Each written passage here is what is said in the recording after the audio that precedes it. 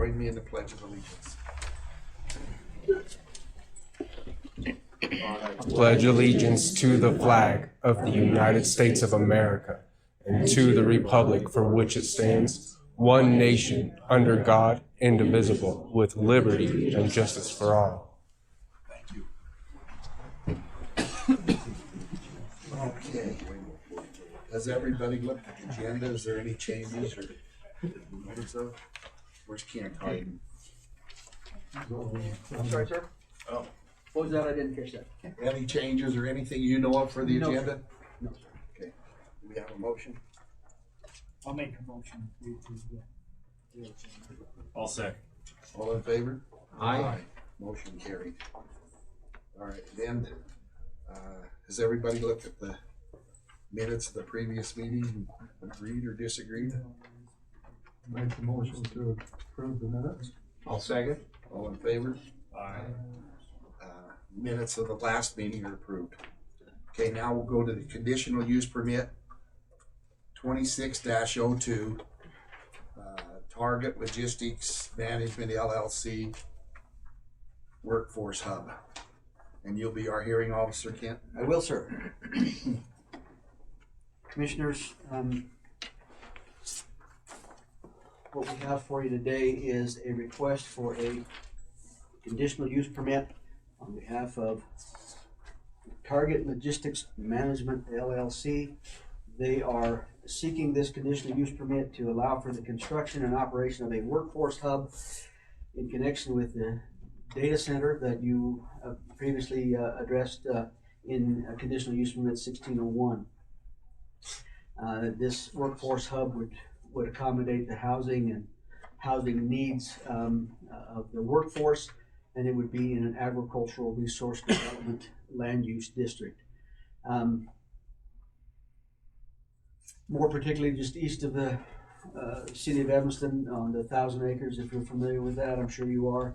But it more particularly at section 23 of Township 15 North, Range 120 West.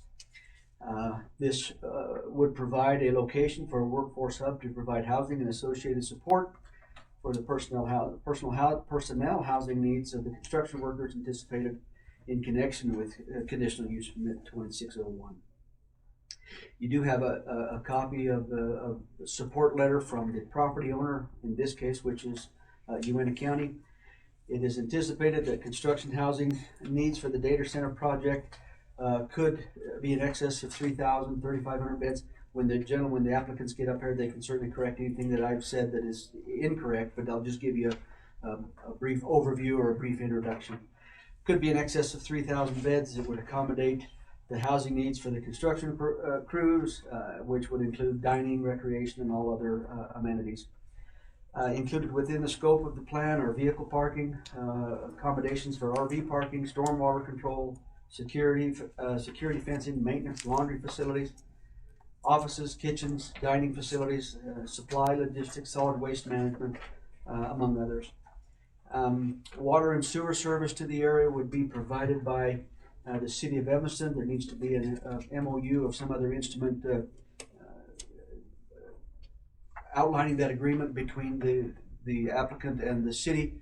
I think that's probably a likelihood that will be able to be accommodated. I do know that the city has expressed the willingness and the ability to provide both those services, with a couple of minor issues relative to the sewer service. There will be some impacts, obviously, the influx of people and the construction, and all of that will entail. And when the applicant will visit with you here in a few minutes to convey completely what their plans are, I believe they will offer some mitigating efforts for those issues. This proposal has been advertised as directed by our land use resolution, as well as nearby property owners have received a letter from our office advising them of this meeting. And again, this is just a request in connection with a map amendment and subdivision that you've already addressed and ultimately was approved by the county commission. I will answer if you're wondering why we are not considering a subdivision or zone change here, and the reason for that is this would be a temporary use, and at the end of this is proposed that it's anticipated anyway that it would be reclaimed back to its original condition, with the exception of anything that the county commission might deem was beneficial to the community. I've included in your packets a variety of information from the applicant for your review. And so with that introduction, we can begin our public hearing. And I think, Mr. Chairman, with your permission, I think the best thing to do would be allow our applicant to come up, whoever wants to, or however many wants to, and present that issue to you. And then everyone here will also be given a chance to ask questions and make comments, whatever needs to be done. So who's going first, or? Captain, you want to speak first? You bet. Get out of the way and.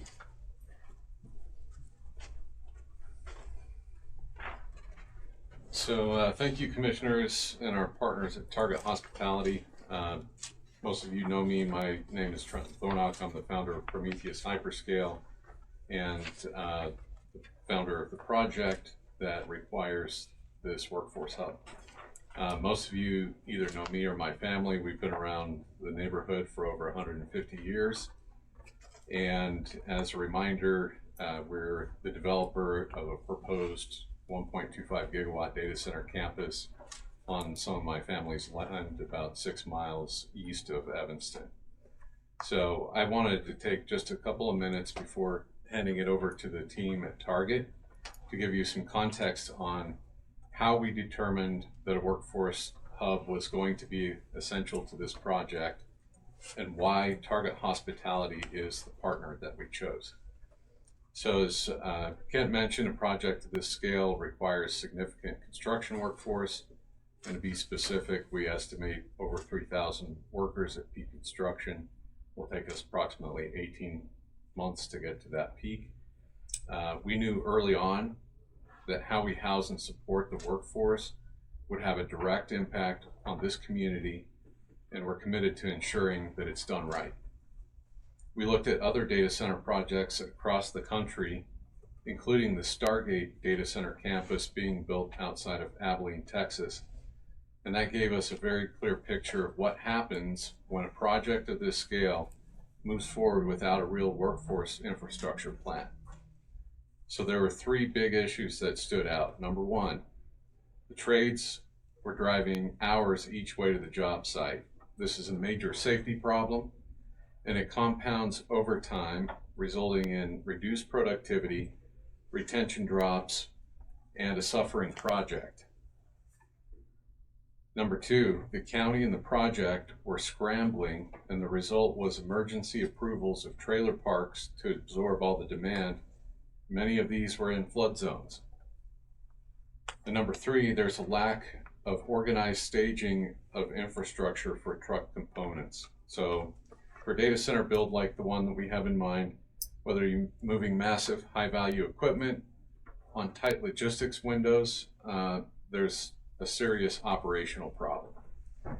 So we look at the situation in Abilene as a very serious cautionary example. A workforce hub, specifically a Target Hospitality workforce hub, directly resolves the first 2 issues. Number 1, workers will have housing close to the site. So we have no multi-hour commutes, no fatigue risk, no competition with local residents for housing that doesn't exist. The community won't be left reacting because we've planned ahead and come up with the solution, and we've been working on this for more than a year. The third issue, which is staging and infrastructure needs, will be resolved by something that's already happening. You're familiar that YDOT has a project currently underway on the north side of the Uinta County parcel that Target Hospitality is seeking to approval to utilize. There are also several existing truck spaces at nearby locations, including the Pilot Travel Center, Flying J Travel Stop, Sinclair Truck Stop on Exit 6, and the TA Travel Center just east of our construction site. But back to workforce housing, once we knew we had to build this ourselves, we looked hard at who does it well.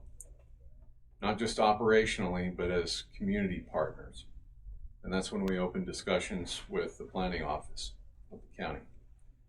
Target Hospitality has extensive real experience running workforce communities at scale and with a community-first mindset.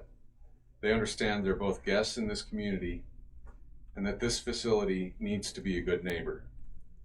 Their experience and mindset matched what we needed and wanted to bring to Uinta County and our project. So with this context, I'm going to hand it over to my friend Troy Shrink, who's CEO of Target Hospitality, and will share more details with you. Thank you.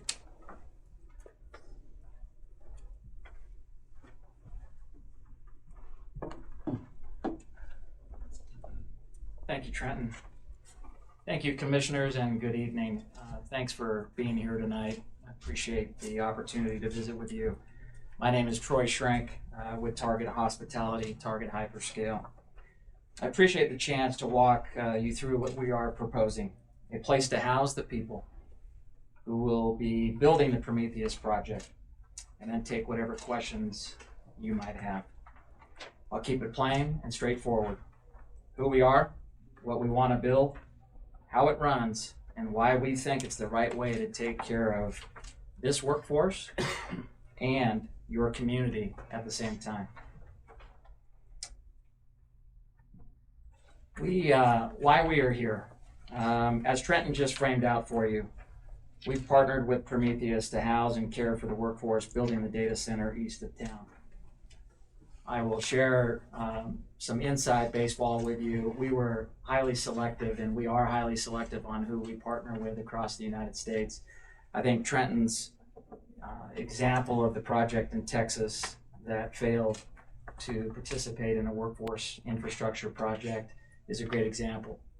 I personally admitted to Trenton and his team that they're real thought leaders in the space across the United States. We don't see it very often. We see a very reactionary type infrastructure data center build out where the housing is the least of their concerns. Not the case with the Prometheus group. So tonight, we're asking specifically for you as a commission to approve a conditional use permit for that workforce hub. About 150 acres of county-owned land right along Interstate 80. It would house roughly 3,400 workers over the 5 years it takes to build a data center project.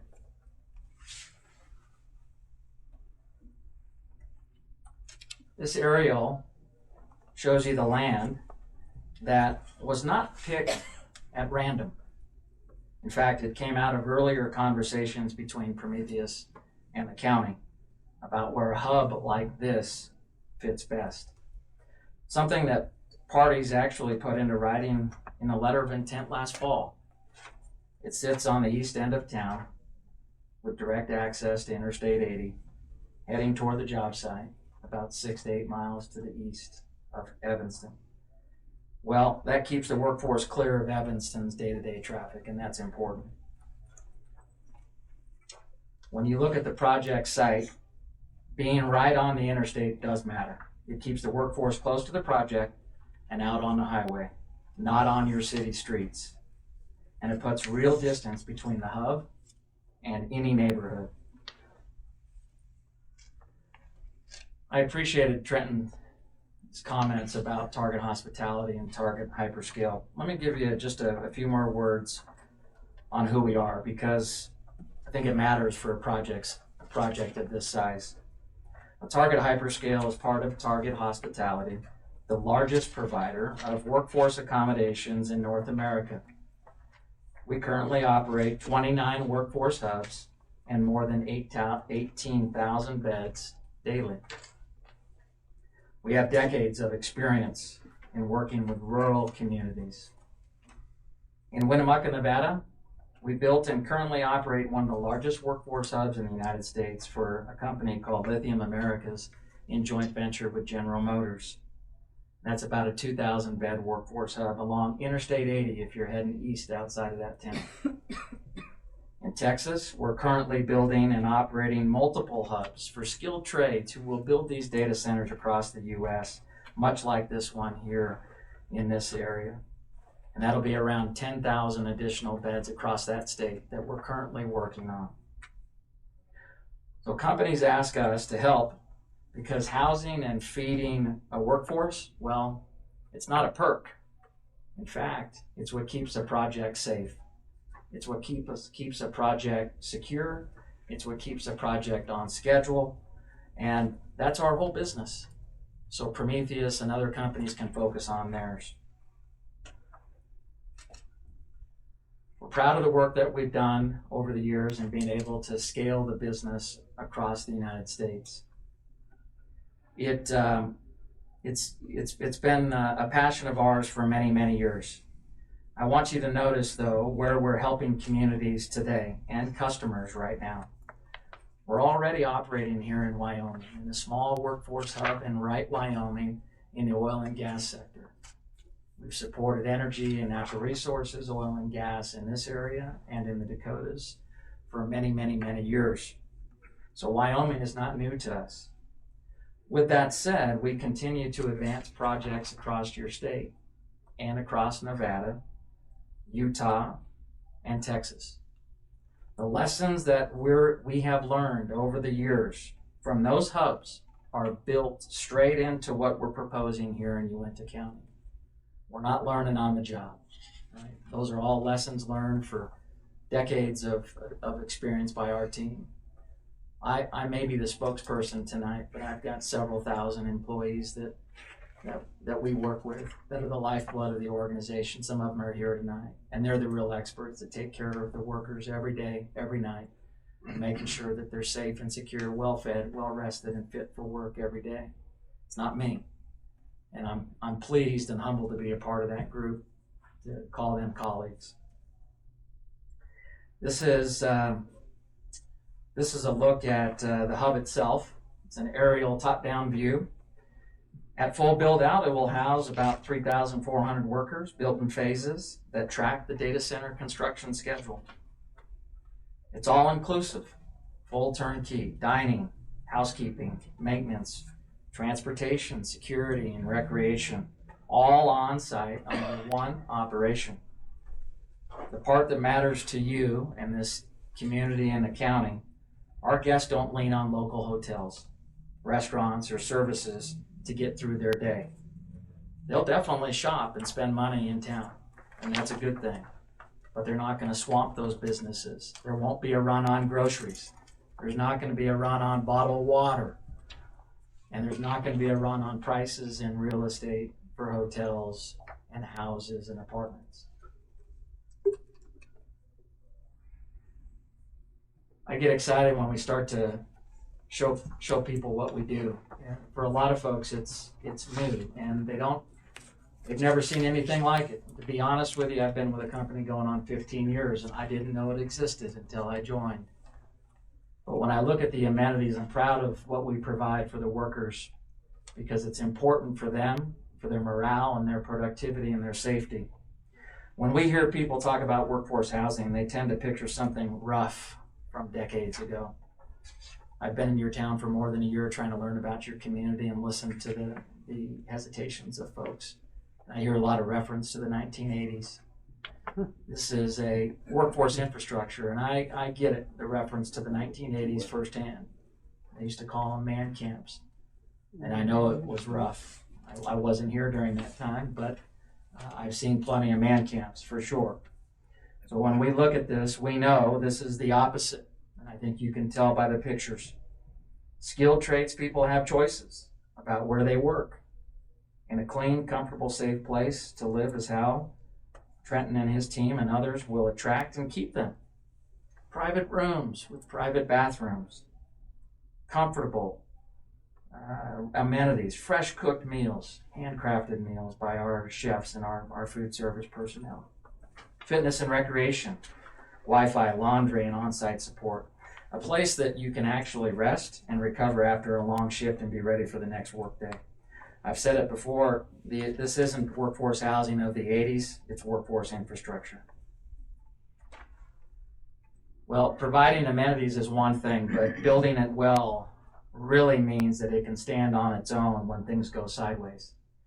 What we've learned through the years is There's no doubt that things will go sideways. There's no question about it. But what do you do when it does? I'll give you an example. This past winter, you'll see that picture in the bottom right.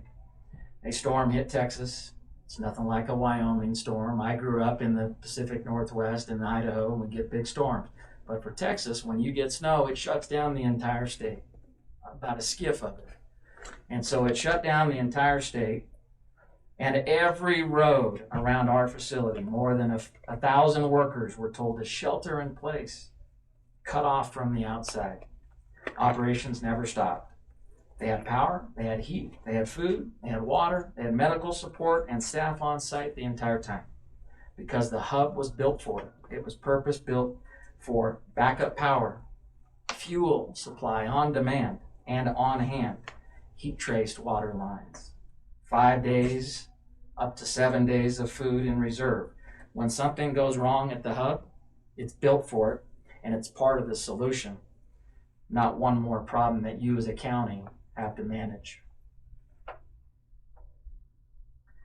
Safety, security, and accountability. A workforce this size of more than 3,000 raises fair questions that I would ask if I lived in this community about safety and accountability. And this part of Wyoming knows both the upside and the strain that come with industrial growth. You've seen it for decades. Many of you for yourselves firsthand, you've worked in industry. So here's how we manage it. Security is on site, on the clock, 24 hours a day, trained, uniformed, licensed, bonded, and insured security, unarmed. Access is controlled. Only guests, staff, and approved visitors get in. Every guest signs a code of conduct. Any violations to the code of conduct can get someone removed, no doubt. Well, this isn't theory. And to share some data with you, it was important to share that we went back and looked at some data since 2022. We've hosted more than 27 million guest nights across that time frame to year to date, across all of our facilities, with about 80 reportable security incidents over 27 million service nights. That's more than 99% of the nights with no incident at all. Large workforce populations can be managed safely when the systems and accountability are actually there.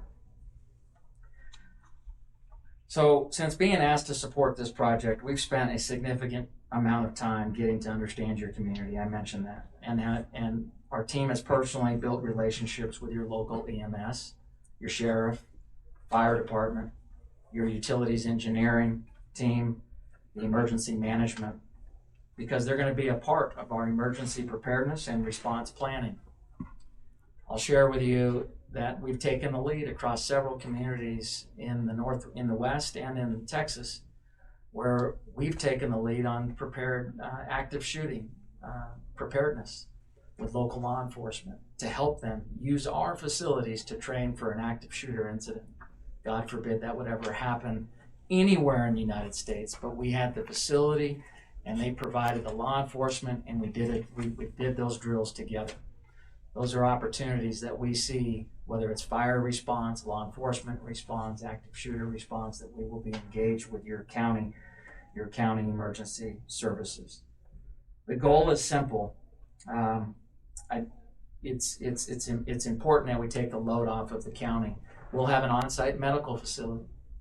That medical facility is not trauma for, but it is intended and it is designed and staffed to take off the burden for local hospitals and the local hospital itself. So we can handle basic medical clinic routine needs. The goal is simple: a place that protects our guests, supports your first responders, and gives this community confidence that the workforce is handled and the community is safe. This next slide, I think, is important to point out. You know, it was said earlier by Mr. Williams, the data center has been approved. The workforce is coming, either way. So the real question is how. On one side, we have a managed workforce with a workforce hub. housing, meals, transportation, recreation, security in one place with clear accountability. It will make a difference. About 58 buses are going to replace 3,000 personal vehicles, and your local housing and hotels will be protected, as I mentioned. On the other side, the same workforce scattered across the county, competing with your residents for rentals, filling your hotels, crowding your roads, and leaning on your police, fire, and EMS. I think one of the biggest fears I've learned over the years from communities and working with them closely is that in any boom, people are fearful that they'll be priced out of town as it relates to real estate. Housing the workforce on one site is how you prevent that. I've seen many boom towns from northern Alberta to South Texas to northeastern Pennsylvania, and the best way to protect your real estate values is to house the workforce that is temporary on an influx basis on one site. So it's really a choice between, the choice isn't between having the workforce or not, it's between having it managed or unmanaged. Now the part that is easy to overlook is the hub doesn't just help reduce the impact on the community, it puts real recurring money into the county. Let's start with the most concrete piece. Because this is county's own land, the county gets paid directly, a recurring land lease, a guaranteed predictable revenue stream for as long as the hub operates. That's first and foremost. But on top of that is the tax base. We estimate around $1.5 million a year in property taxes will create value within the county, and roughly an additional $17 million in sales tax over the life of the project just from the housing services alone, before you count the additional sales tax on all the materials, supplies, and equipment we and our contractors buy during construction and operations. If you add local purchasing, and the work with local vendors and contractors, and the money workers will spend in town off hours, that's revenue definitely coming in, while the pressure on housing, hotels, and public services goes down, not up. Real quick on construction and operation. I've had some questions about the number of jobs that are created. During the construction phase, this is definitely about jobs. We estimate about 150 temporary construction jobs. Absolutely, we will try to hire local. And we know that construction cycle time is about 12 months. There's also 250 full-time operation jobs in hospitality, in maintenance, in transportation, security, and food service that will last the life of the project. Now, here's the part that outlasts us. Folks who start at the hub are pretty well positioned to move into the data center's permanent operations workforce when construction wraps. We'll hire locally whenever we can, working with Wyoming businesses and schools to make that pipeline real, not just a dream that everyone else comes to the podium. We have a great hospitality program. We look forward to working with the local community college and other restaurateurs to help bring along that pipeline in hospitality. We think that's a great opportunity for this county. Let's talk a little bit about how we build real quick. I just want to touch on it. The hub is designed low impact. What does that mean? Well, we use LED lighting that cuts electricity use by 75 to 85%. We're going to be dark sky compliant. As I said, I grew up out west. I can see the stars. Dark sky is important. We're going to have dark sky solar fixtures that keep your night sky dark the way it should be. And we're going to have low flow water fixtures so we can reduce the amount of water that we're using. All native landscaping that hold water, and we'll have all native landscaping, high desert landscaping that will hold water use down by a quarter or more. Let's talk schedule just for a minute. As far as schedule, we're going to build in phases right after if we're officially getting the approval, regulatory. First occupancy would be expected somewhere in the first quarter of 2027. We estimate January of 2027, and we'll be fully built out by September or October of 2027 if all goes well. When the project's done, the buildings come out and the site is stabilized and reclaimed as required. So one of the big questions that I usually get straight away is utilities. So let me be direct on that. For water and wastewater, we'll connect to the city of Evanston's systems at a modest rate of 50 gallons per person per day. And we will add on-site storage for water that shaves our peak demand. So we're not straining the system at the worst moments. For power, we're going to be served by Rocky Mountain Power with full on-site backup power generation. I've been in the north in our workforce hubs in the little town of Tioga, North Dakota, and a whiteout blizzard come through for 7 days, and we had power the entire time. We were the beacon on the hill. And we helped the community, helped feed, we helped fuel. We were a logistics support center in the middle of nowhere. I think those are great examples of our ability to handle things when things go wrong. It's important to share, though, that the infrastructure we pay to put in stays. I call it legacy infrastructure.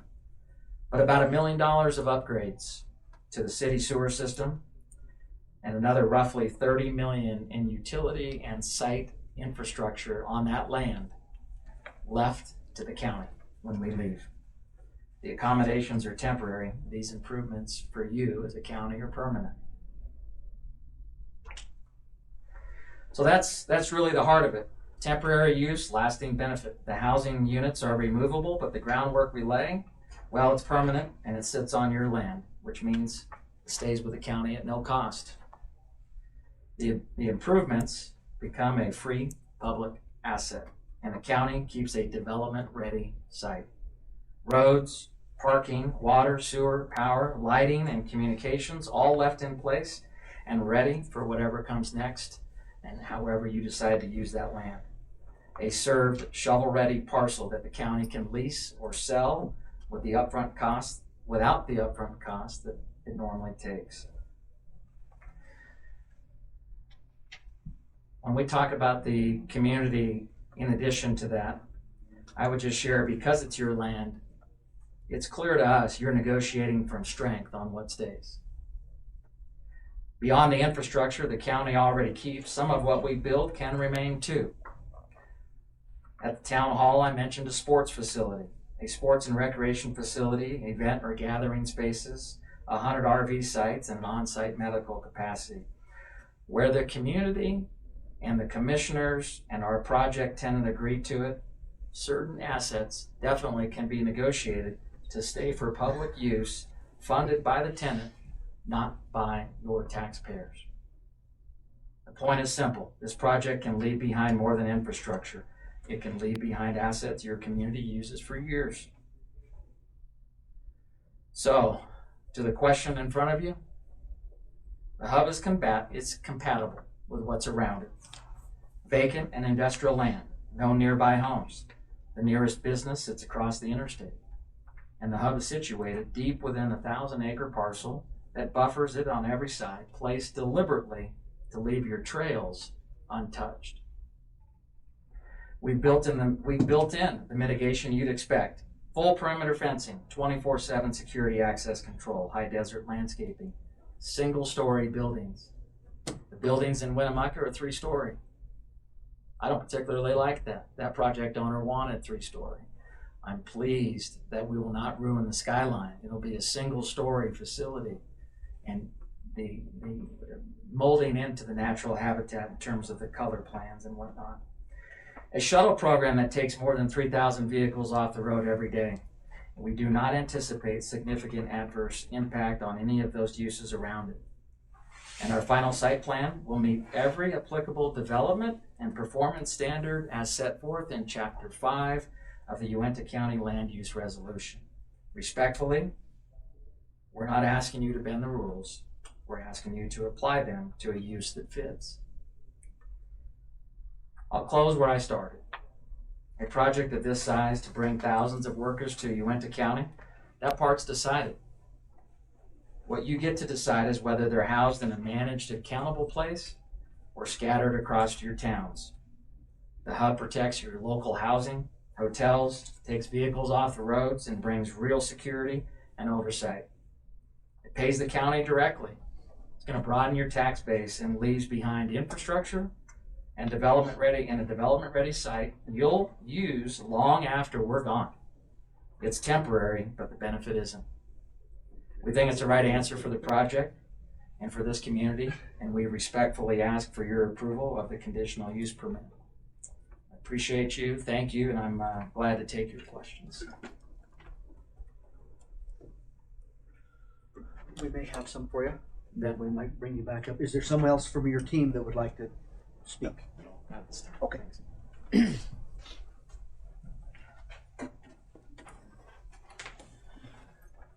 With that, Mr. Chairman, we'll continue the public hearing, if that's okay, and we will open this for public question or comment. What I would say here is, and I know I don't need to say it, but I will anyway, please be respectful. We recognize that there might be differing opinions and there might be emotions, but be respectful of each other. If you'd like to come up and ask a question or make a comment, I'd like you to address the chairman and no one else. Address the chairman, and we will do our best to make sure that your questions get answered before we get done. And then at the end, then we'll talk about the conditional use permit, the meat of it a little bit more. So, is there anyone here?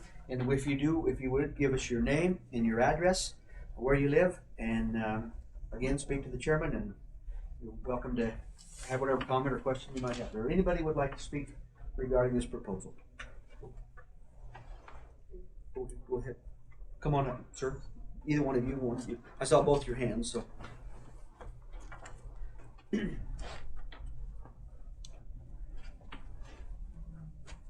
Mike Voss. I live in 209 Aspen Court in Lyman, Wyoming. I spoke at the county commissioners meeting in Lyman, and I told them that I came in mostly neutral, slightly negative towards the data center. I could see some issues with data centers, and one of my questions answered. Of the 9 questions I asked, they answered 8. One of them is going to be answered by the DEQ. I came over here tonight specifically to try and understand what was going on with this facility that's going to be placed here, and I was just hoping we could build it closer to Lyman. I think that'd be a lot better fit for it personally. There again, I had a lot of questions that I came in here with. The answer to most of the questions, I mean, I was here in the 70s and 80s and saw the boom, and it hit the valley like a thunderstorm, and it was a mess. And I think that this resolves a lot of the issues that I had about bringing 3,500 people into the communities. I mean, we're all going to feel some impact. We know that. That's not a mystery to anybody. But I think they're going to mitigate the vast majority of the impact. And there again, I came to this meeting quite neutral, and I think I'm in favor of this conditional use permit, even if it is too far away from the valley for us to benefit from. But I think it's going to be a good asset for Uinta County. Sure.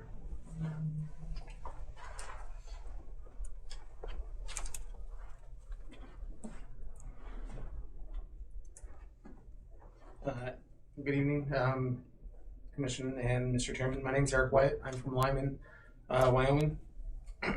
I just wanted to come and speak tonight in favor of granting the conditional use permit for this temporary workforce housing facility. Just as Mike mentioned, him and I were talking, it would be really nice if this wound up over in the valley, if you guys didn't have it over here. I know many in our community have very real, very valid concerns about the influx of workers. A lot of residents cite memories or have heard stories of the boom days from 50 years ago and the chaos that came with it. But this is exactly why we need to approve this permit tonight. Target Hospitality has a proven track record of designing facilities specifically to address these historical concerns. They aren't building a Wild West camp. They are building a highly regulated, secure, and self-contained environment. The reality we have to face tonight isn't whether these workers are coming. As it's been stated, they're coming. We know this. And it has, it's where they're going to live and when they get here that's important. We do not need If we don't approve a managed facility, those workers will inevitably overflow into our local neighborhoods and rental markets, which, as you know, is already overtapped here in Uinta County and also Wyoming. This solves that problem. We won't have that influx that pushes lifelong residents out of their homes or not be able to afford and pay for their housing. If the CUP is not granted, this will become a greater problem. Target Hospitality provides a crucial buffer that protects our county's housing market, stabilizes costs, and minimizes the daily strain on our infrastructure. Furthermore, this permit opens the door to immense immediate local benefit. Target Hospitality, as they showed tonight, has indicated that when fully operational, they project to have 250 long-term jobs. I like to tell people those aren't, we hear the word jobs when we think of one person. These are the local jobs. These are the people in the community that will have a job there. That's 250 households that are impacted. That's 250 families getting a paycheck. I know a lot of people that could use that money. I know a lot of people that need those jobs, and that keeps those people here. They're interested in partnering with local to get the training and stuff. They already said that they will go with Wyoming or locals first, or take priority with locals. That's an important thing. They're not bringing in these workers elsewhere and stuff. So just those 250 jobs or 250 people, they're going to come back out. They might not be staying at the facility. They're staying at their homes. They're paying rent. They're paying taxes that go to helping pay our schools that we need money for. They help pay for other things in the county. Ultimately, the conditional use permit gives Uinta County the upper hand. It gives us the strict local control to set the rules on security, traffic management, and the eventual full restoration of the site once the construction is complete. It allows us to manage the growth responsibly and proactively instead of letting it manage us. I urge the Commission to approve this permit and protect our community's future. The partnership between Target Hospitality and Prometheus Hyperscale and Uinta County, I believe, is a way to show the rest of Wyoming and the United States how to do this the right way. Thank you. Anyone else?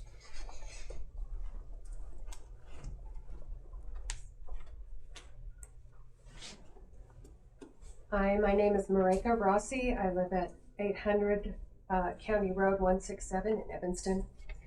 I have a few questions about what was talked about tonight.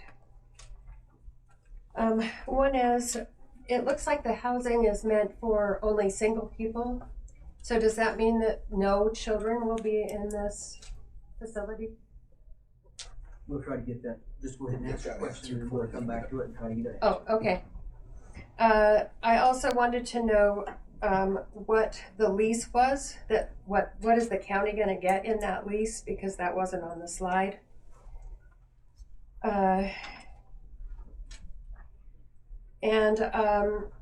I was interested to know that a letter of support from Uinta County came with this, and I don't know what that means. Was that the commission? So you can answer that as well. This letter, my husband and I wrote it, and if you'll just bear with me, I was invited to read it, so I'm going to. Regarding the conditional use permit application by Target Logistics LLC for the Workforce Hub east of Bear River State Park, the project. We are residents of Uinta County and own 2 buildings and businesses downtown Evanston on Main Street. We reviewed the conditional use permit application submitted by Target Logistics and have been following Prometheus Hyperscale Data Center project, for which the CUP is intended for its construction. We urge the Planning and Development Office of Uinta County to consider these issues set out below in your review of the CUP application. We believe this project is not consistent with the character and pattern of development in the area and will create substantial adverse effects on neighboring land uses. The land proposed for the Workforce Hub is directly adjacent to the Bear River State Park and is intended to connect to the utilities and service in place at the park.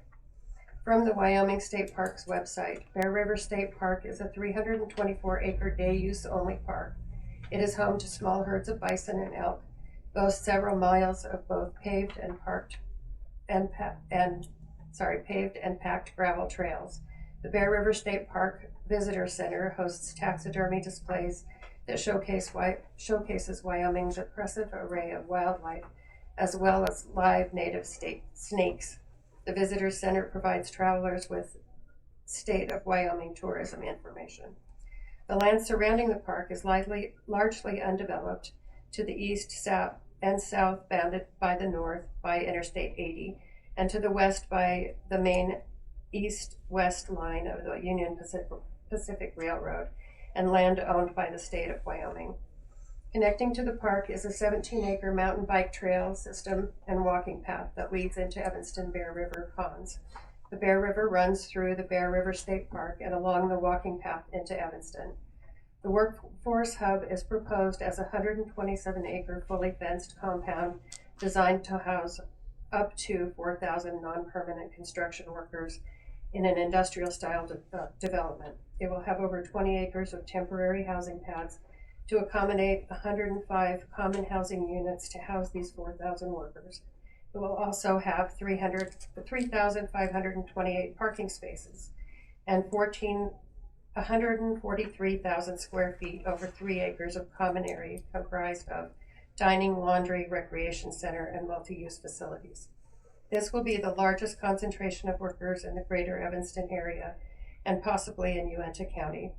It will be a small city with all the infrastructure, appearance, and attendant stressors that come along with this type of industrial development. Putting this facility next to the state park, intended as a refuge for people to relax in tranquil setting, is wholly inconsistent with the character and pattern of the existing development in this area. Substantial adverse effects on neighboring land use. This project will negatively impact the Bear River State Park and neighboring land uses in ways never intended for this area. A significant increase in air, water, noise, and light pollution. The additional pressures on utilities, roads, medical, and social services that a development of this size will create. Crime, drugs, and vice that will come with that size of non-permanent population. Safety concerns on surface roads and Interstate 80 due to the stated 80 or more bus trips each AM, PM, and to and from the job site approximately 10 miles away. The road leading to Bear River State Park is a light-duty, infrequently used single-lane road. This complex and anticipated traffic will cause significant deterioration to this road, requiring more frequent repair. Additional adverse effects when conditions deteriorate in the winter, such as snow removal and access by emergency vehicles. An industrial complex of this size will create substantial adverse effects for the environment and will have significant financial impact on the city of Evanston, Uinta County, and their residents. We urge you to be cautious about the claims made by the applicant and ensure that their promises are backed by enforceable contractual obligations. Does Target have the financial resources, leadership, and experience to complete this project? What other projects have they completed, and were they on time, on budget, and were problems dealt with?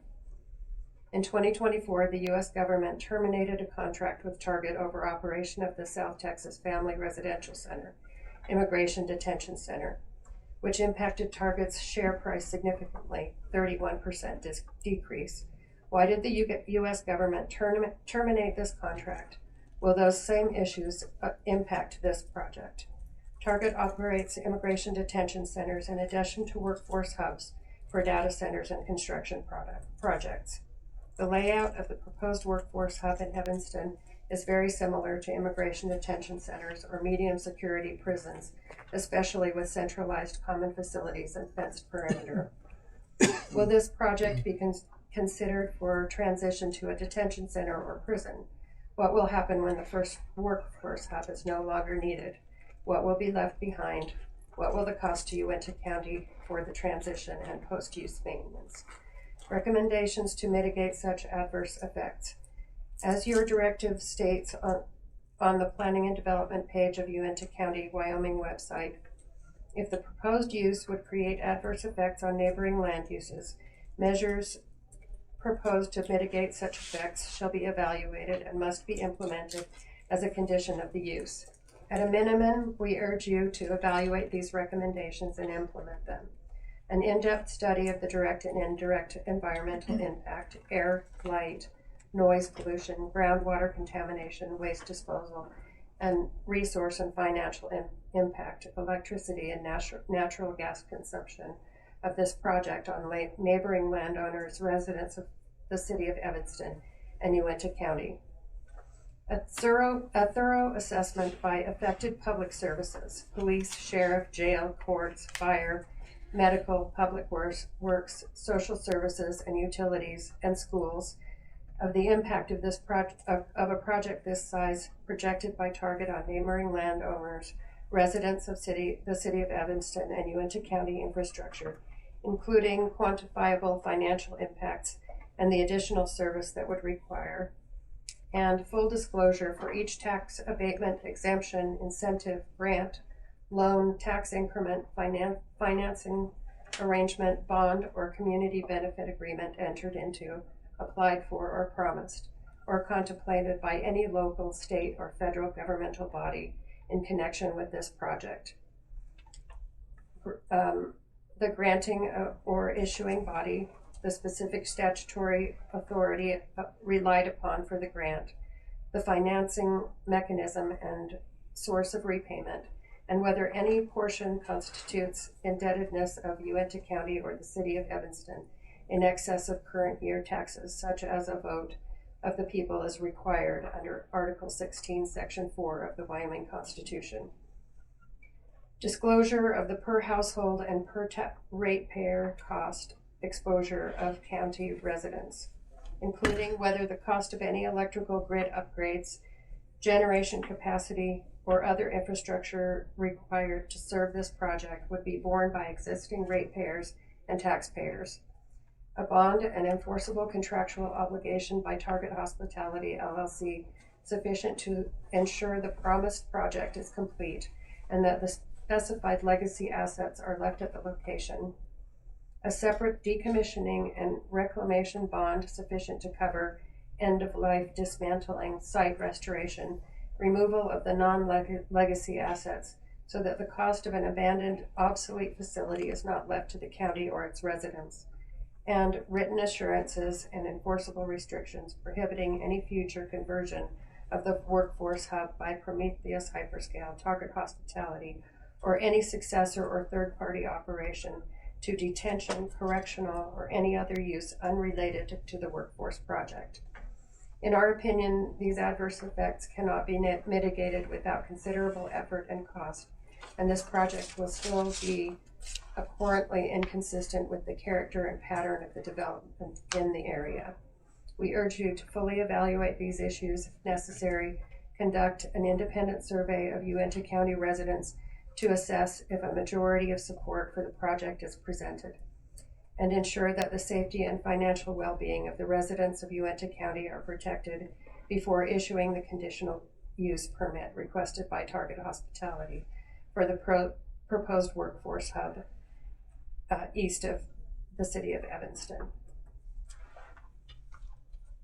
Thank you, and I hope these things will be considered. I know some of the stuff was talked about in this slide show that we saw tonight, but I would just like to ensure that everybody really does get a voice in this.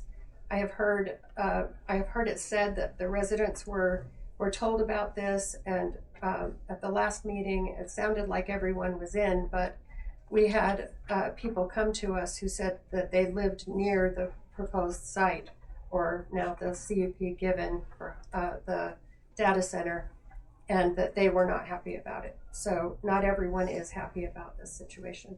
Thank you. Anyone else? Please. Tina Johnson, 425 Hickey Avenue. So the first thing that I want to say is, when it comes to the data center itself, we were told when we questioned it that because it was on private property, that it was not our concern. It's a private business, and we always want to go with the property owners. Ma'am, Yes. this is a hearing simply on. No, the I business. know. So we need to I'm so focus sorry. on that. Okay. On that issue. So with that, then because it was private property, but then now this is, because this is on county land, so the project that was on private property that was a secret is now filtered over into the county, and I don't feel that the county the people did not know. The first thing that anybody heard about the workforce hub was the letter of intent that was in the Uinta County Herald. We haven't had any public hearings for this prior to today.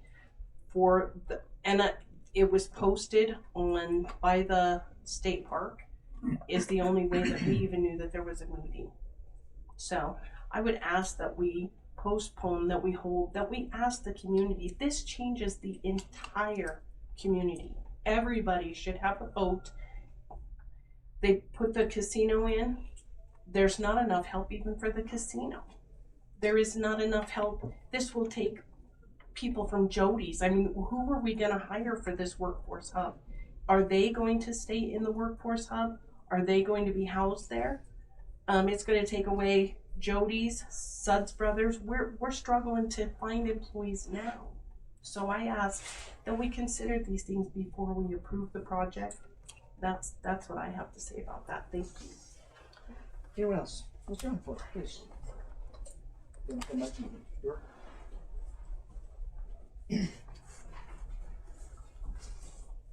Gary Ellingford, 101 Horn Road, Evanston. I'm your closest neighbor to this project, me and Pilot. Just to go back and, look at the structure of access is my main concern of what we see here. I know we built a lot of these bridges all over the state. We built half these bridges through Evanston. When they was initially built, the ramps did not have curbs on them. Dee Bernardi, the resident engineer, put the curbs on them to make this a more inaccessible access here in Evanston, just to guide people to Rock Springs. I would say, I live right there. When the roads get blocked, I've taken 4 hours to clean out the trucks that have been backed up there in the winter time. The highway department is building a new truck terminal parking lot facility here 2 miles down the road there, and that will probably alleviate a lot of the problem with our winter conditions and plugging that interchange. But I think if this is going to be built, it would take 2 to 4 years to get the highway department to come in there and fix these ramps, so they might be close to accessible for the amount of traffic you're talking about here. And so I think the interchange itself needs to be addressed very carefully to facilitate traffic there. I don't know exactly how I would approach it, but I know that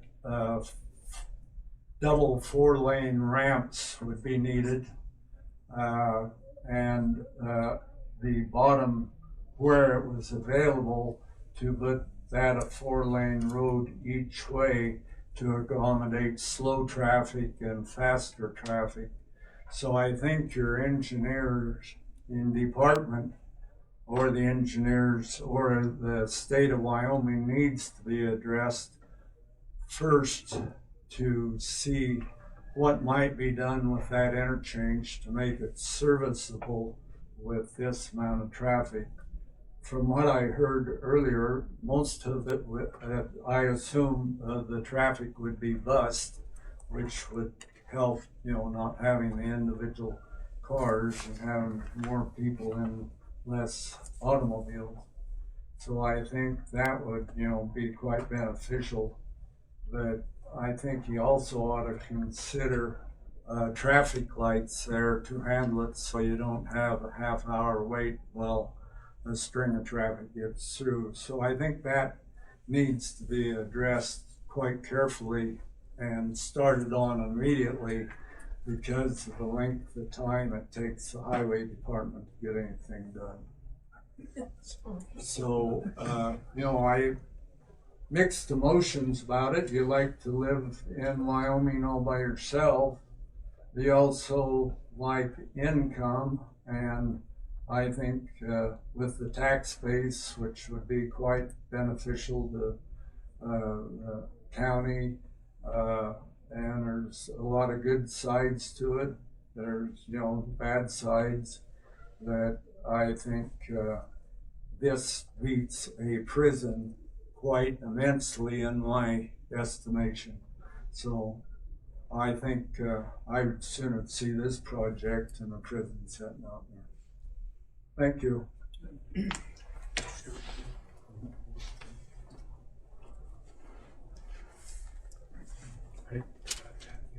My name's Gary Stewart.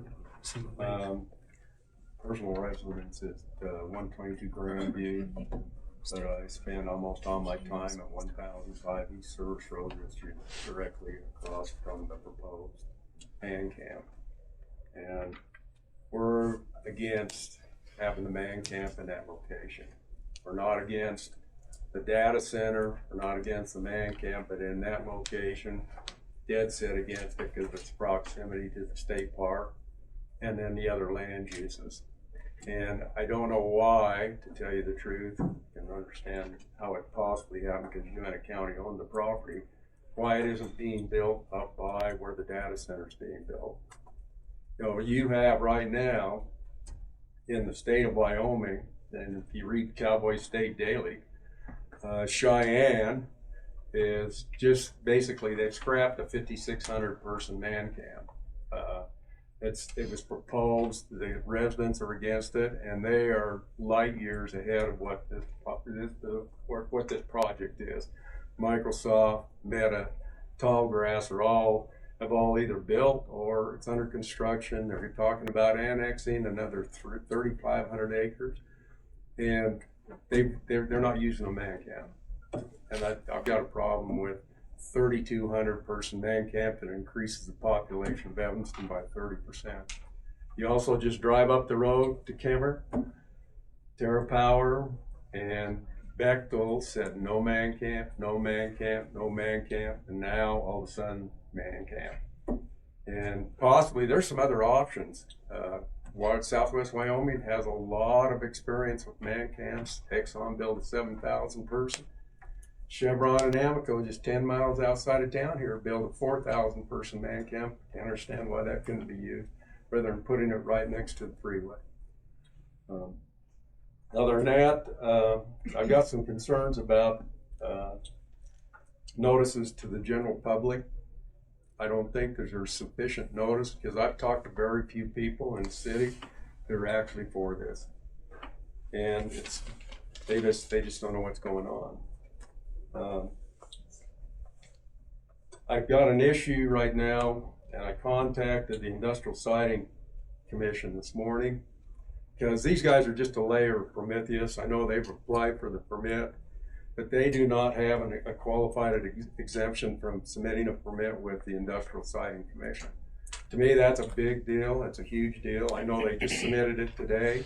Prometheus did, but I think grouping everything together is very important to the community, which means the man camp, what Prometheus is using for power, and the duration of the project. I don't know if you guys are familiar.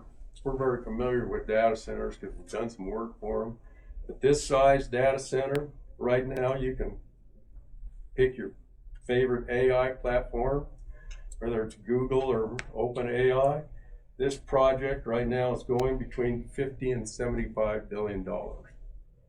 And the reason why I bring that up is Prometheus I mean, you look at their resumes, it sounds like an important company, but I don't know who they are. And I don't think anybody's been able to tell me that they're going to be able to come up with that kind of money. Cheyenne's different because it's Meta and Microsoft, but I'm concerned about where the money's coming from when you start talking about that kind of dollars. Also, I take exception to their two ladies that spoke. They're 100% correct on a lot of things. But I see this project, like I said, we've got a lot of experience with them. The man camp is going to be there 8 to 10 years because YDOT is already behind substantially on that pad that you guys are looking for. And talking to them, they're looking probably like 2028 before that pad is available. That means that they can build it in 1 year and Prometheus actually constructs 5 years. This project is going to be laid out for 8 to 10 years. And I'm also in agreement that there should be some sort of assurance, either in the form of performance bond, that the thing is dismantled and we don't get into a situation like these wind turbine farms and everything else where the permits are issued, the property's tied up, and there's no performance.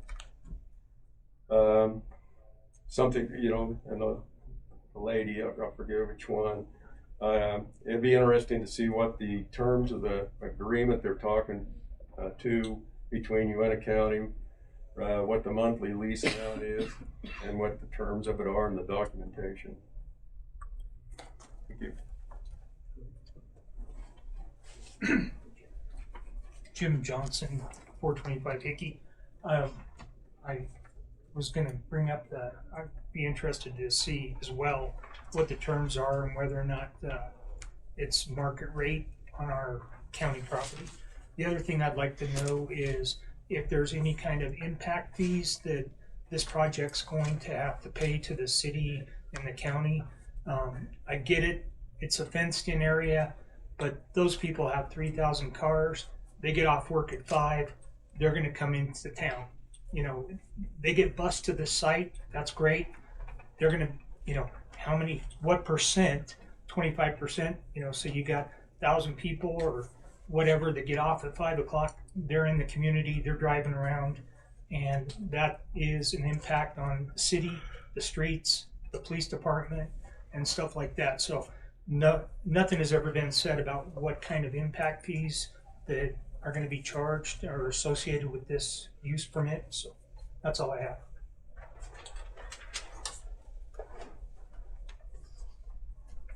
Hello, Jason Banks, 312 Clark Street in Evanston. I'm also here to represent the Bear River Outdoor Recreation Alliance, which is a nonprofit that partners with the county to develop, build, and maintain the bike trails that were mentioned previously, adjacent to the state park, but on the specific parcel that this is concerning.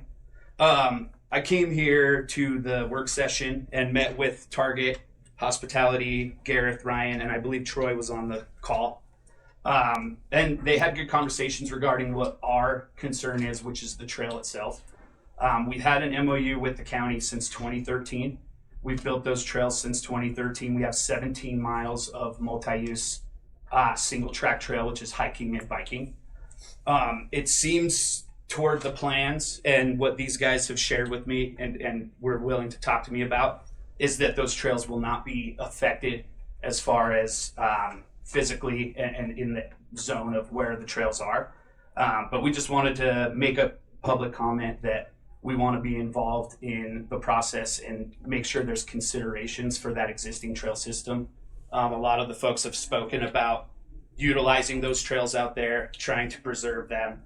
It's not just the existence of the trails or the trails themselves, but also the experience of the trails as well as the safety out there. So we just kind of wanted to see, like a lot of, I think, the folks in the community, their concerns is that that's in the language of a lot of these agreements, and we're making sure that we're covering existing community-based infrastructure that's out there now. So, as an organization, we would ask to please allow us to be involved as well as to ensure that any agreements that are made would physically protect the trails and their boundaries, the access to the trails, try to mitigate impact on the experience of using the trails, as well as to ensure the safety of the users of the trails. We would hope that anybody who's visiting from town, if this is approved, that those trails are a part of not only the community, but for visitors as well. But we want to make sure the experience and the safety is protected as well as the access to the trails. So I would just ask you to make sure that in any agreements or in the language of the permit, that those are in there. They mentioned them in the PowerPoint, and that's great, and I appreciate that. But like a lot of the community concern, we just want to make sure that those things are binding. And we look forward to working together with these guys if this is something that goes forward, in order to just make sure that those investments that we've made in partnership with the county stay the way that they are and are continue to be open to the community for enjoyment. So that's all I had. Thank you. Anyone else? Please.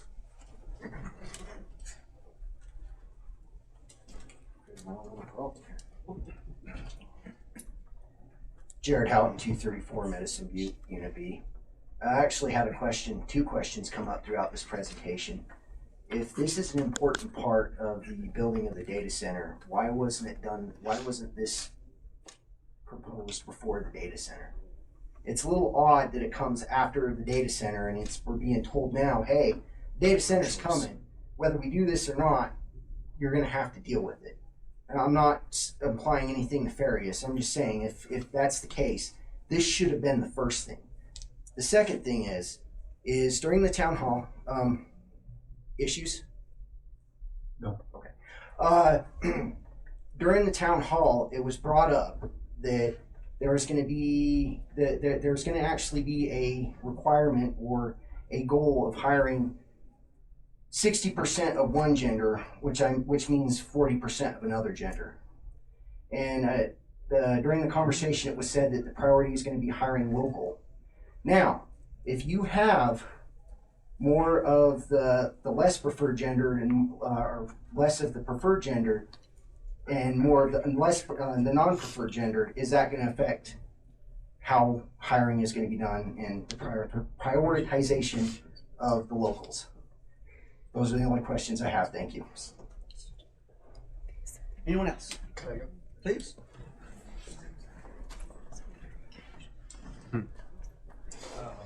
Derek Worley, 701 Morse Street, just right up the road. I've been an Evanston resident for about 10 years now, and I'll keep this short because Jason kind of touched on some of my points. I would just like to point out that this proposed site, just south of the interstate there, for people who, maybe applicants who have not been to that site or spent a lot of time there, it's just a patch of sagebrush with a lot of hills.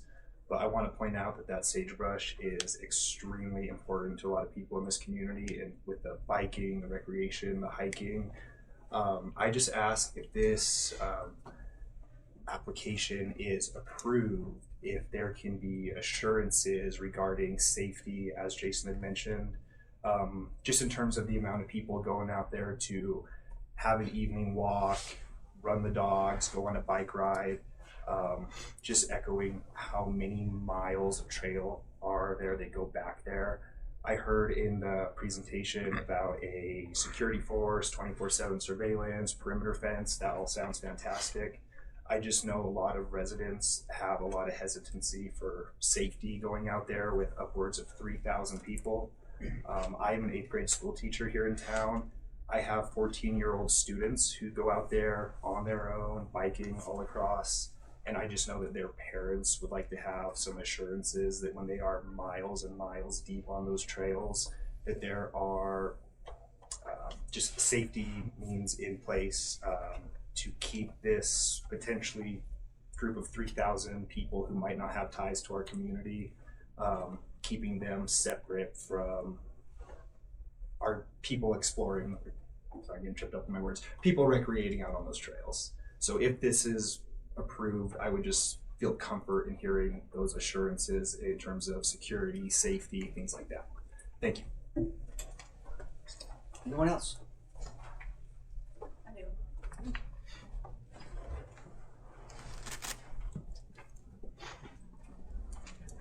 Tiffany Sager, I'm the superintendent out at Bear River State Park. I think my biggest concern is traffic control. We get over 500,000 people at our state park every year. Wintertime, it is a problem. I don't know if there is a study or anything like that does talk about the traffic that we get. It was mentioned by Mr. Ellingford about the semis and everything that go out there, or when the roads are closed, we get stuck out there.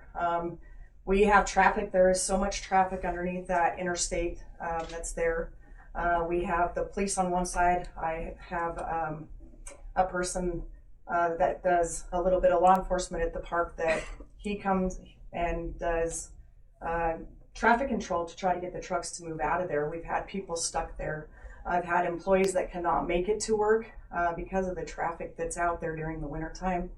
And I was just wanting to know if there's going to be some sort of, I guess, with all the buses that are going to be going in and out, going to these places, if there's going to be some sort of another ingress or egress, or if it's just going to be the one that goes by the state park, because it is a safety concern. People have accidents and that kind of thing out there at the state park, so we got to have that capability of being able to get out and get in to the areas that are there.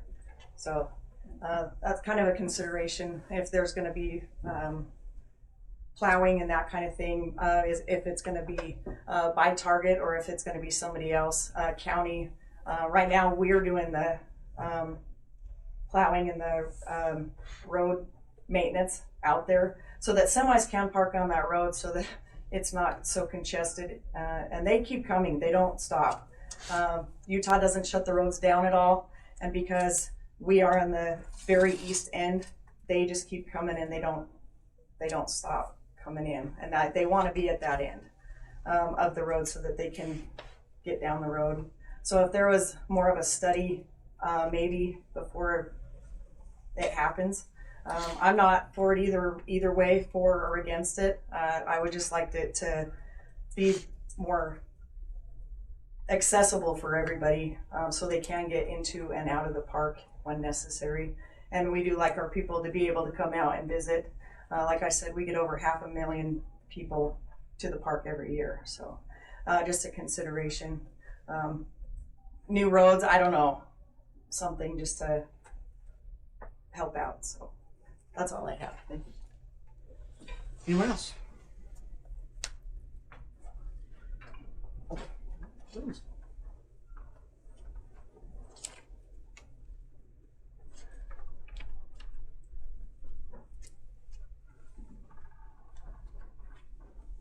Thank you, Commission. Loretta Callis, your county attorney. I'm not going to get into a lot of the issues because I'm not here to speak on behalf of or for Target Hospitality. There were some questions, though, that I think that are specifically related to issues that do apply to my office. As to first the letter of support, as you all are aware, our land use plan specifically requires that the owner of property, if the applicant for a conditional use permit is different than the owner of the property, then the owner of the property has to provide permission for them to go through this process. And so there is a letter that has been provided by the commission simply saying, yes, go ahead and move forward with this process so that it can go into consideration. So as you have that letter with you, the county has provided permission to Target to move forward with this process. And so that is the letter that was addressed to you all. I am confident you all know that, but the general public may not. And so that is the entirety of what that letter is at this juncture, and I know you guys know that. The other issue is, and I believe that you know this from our planning and zoning, there is no lease currently that has been reached. And the reason for that is because it has been my counsel to our commission that they should, if this is passed through this board, that they should be unhindered in relation to having concerns related to what promises have been made or what benefits may come to the county to provide for some inducement for them to accept a conditional use permit. That should be something that they consider on the base of the permit itself, under the standards and practices of the land use. And so for that reason, I'm sure that Mr. Williams has communicated to you all that one of the conditions we would ask you to place on this permit, if it is granted today, is that it was subject to the Uinta County, the subdivision, the political subdivision that it is in Wyoming, with Target Hospitality. So it would not come into effect unless we can successfully reach lease terms. But again, I have advised the Board of County Commissioners that they should consider this if it moves forward without those inducements in place, so that they can fairly and adequately consider the CUP, but that it would not go into effect unless we can reach that agreement. Does that spur any questions? I'm seeing that. I just wanted to answer those two questions because those are especially associated with us. I would further note, and Jason did address this, the Rio Oso Trail system, of course, is on county property. And so in relation to those issues, that will be subject, I'm confident, to our lease terms, but also I would encourage Jason and any concerned citizens to provide for objective criteria that they believe can address safety issues rather than the subjective concerns. And that can be addressed whether it is in this proceeding, if it is in a proceeding for the conditional use, if this goes to the commission, or in proceedings that will be public hearings related to any lease. So you're telling us that if this goes through the commission, it still is not binding until they have an agreement with the county? That is what condition we're asking not only this board, but I anticipate asking the commission to bind. And in speaking to Target Hospitality, Target Logistics is aware that that is a condition we're asking for. And yes, Mr. Covelo, that would be specifically that none of this would be binding unless we can achieve a mutually beneficial agreement in a lease subsequent to these actions. But I do not want the commission to feel pressured or induced to grant a conditional use permit. I believe it's important for them to consider that independently. And then after that, for us to determine if we can reach a mutually beneficial agreement. Is there any further questions? Mr. Matthews has his normal scowl. Thank you. Thank you. Did you want to answer some? Yeah, sure. Come back up and then we can go from there. Ryan Joyce, I'm with Target, Senior Vice President and Deputy General Counsel. Just to the point Loretta brought up on the condition of the lease, fully support that. That's not a problem at all. That's a condition to the permit that we reach a mutually agreeable lease. That makes sense to us. So, Troy's going to try to answer some of these questions.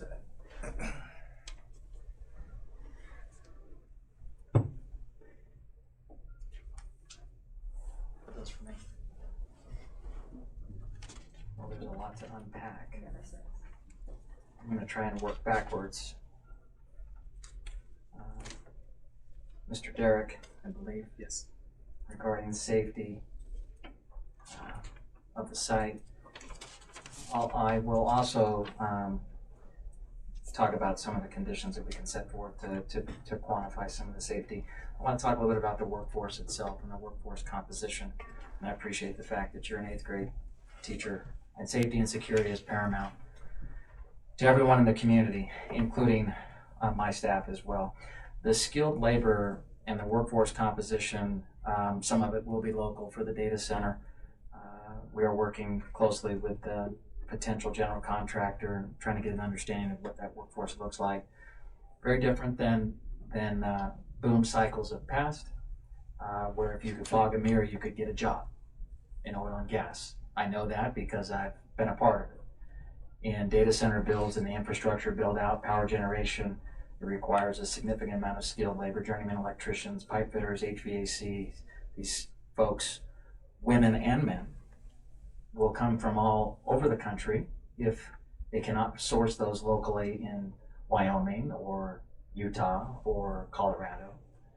But make no mistake, the general contractors across the United States are competing for skilled labor.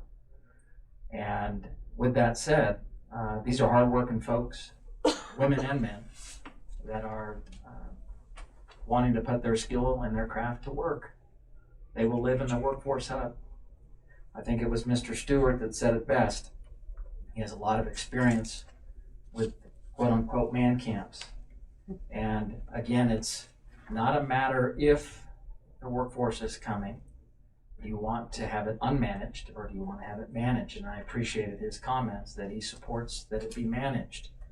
Maybe not at this location, Mr. Stewart, but definitely he wants it to be managed. The alternative of an unmanaged workforce is, I think, disastrous for the community, as Mr. Thornock pointed out with the Stargate project in Texas. I've seen it firsthand.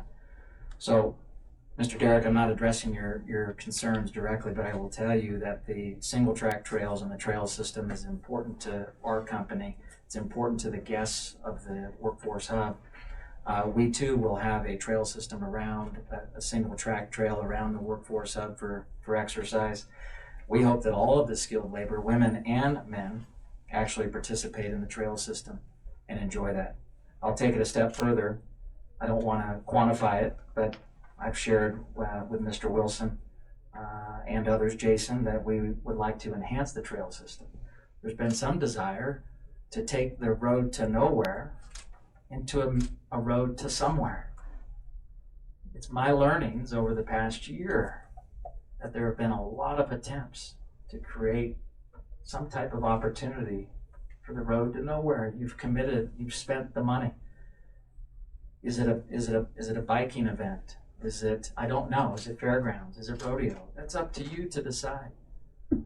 But I can attest that the safety and security will be paramount, and we'll do everything we can to make sure that we work collaboratively with law enforcement and the local EMS. I'm not sure, I missed the gentleman's name, but I want to address it. There is no goal for gender-specific staffing. Let me clarify. Approximately 60% of the hospitality staff within my organization, our organization today, identifies as female. Simple. Some workforce hubs can have 40%, 30%. We're not gender-specific. There is no ratio. There is no quota. We'll hire the best qualified folks. We aim to hire local, no doubt. I'm going to jump around a little bit. I hope we can hire local. I think it was Ms. Johnson that said, we're having a hard time at some of our establishments even hiring. We will not be poaching or stealing employees from local establishments. That's not the goal. If folks want to come work for us for a great wage with 401k and retirement and great health benefits, so be it. But I will tell you, there is a large percentage of our workforce that travels, and they travel from across the country. They work in hospitality markets, and they're willing to travel, and they live on site. It's a unique workforce hub in that our employees live with our guests, literally in the workforce hub.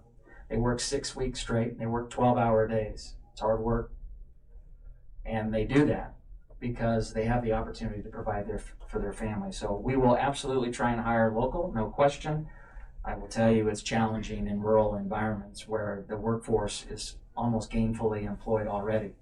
I think that is the case nearly here in your county as well. Mr. Johnson, I think Ms. Loretta has addressed the market rate discussion on the lease. We fully support the condition as Brian stated that we'll work through that as a condition that will have mutually beneficial terms as part of it. Working backwards again on the traffic side, Miss Tiffany,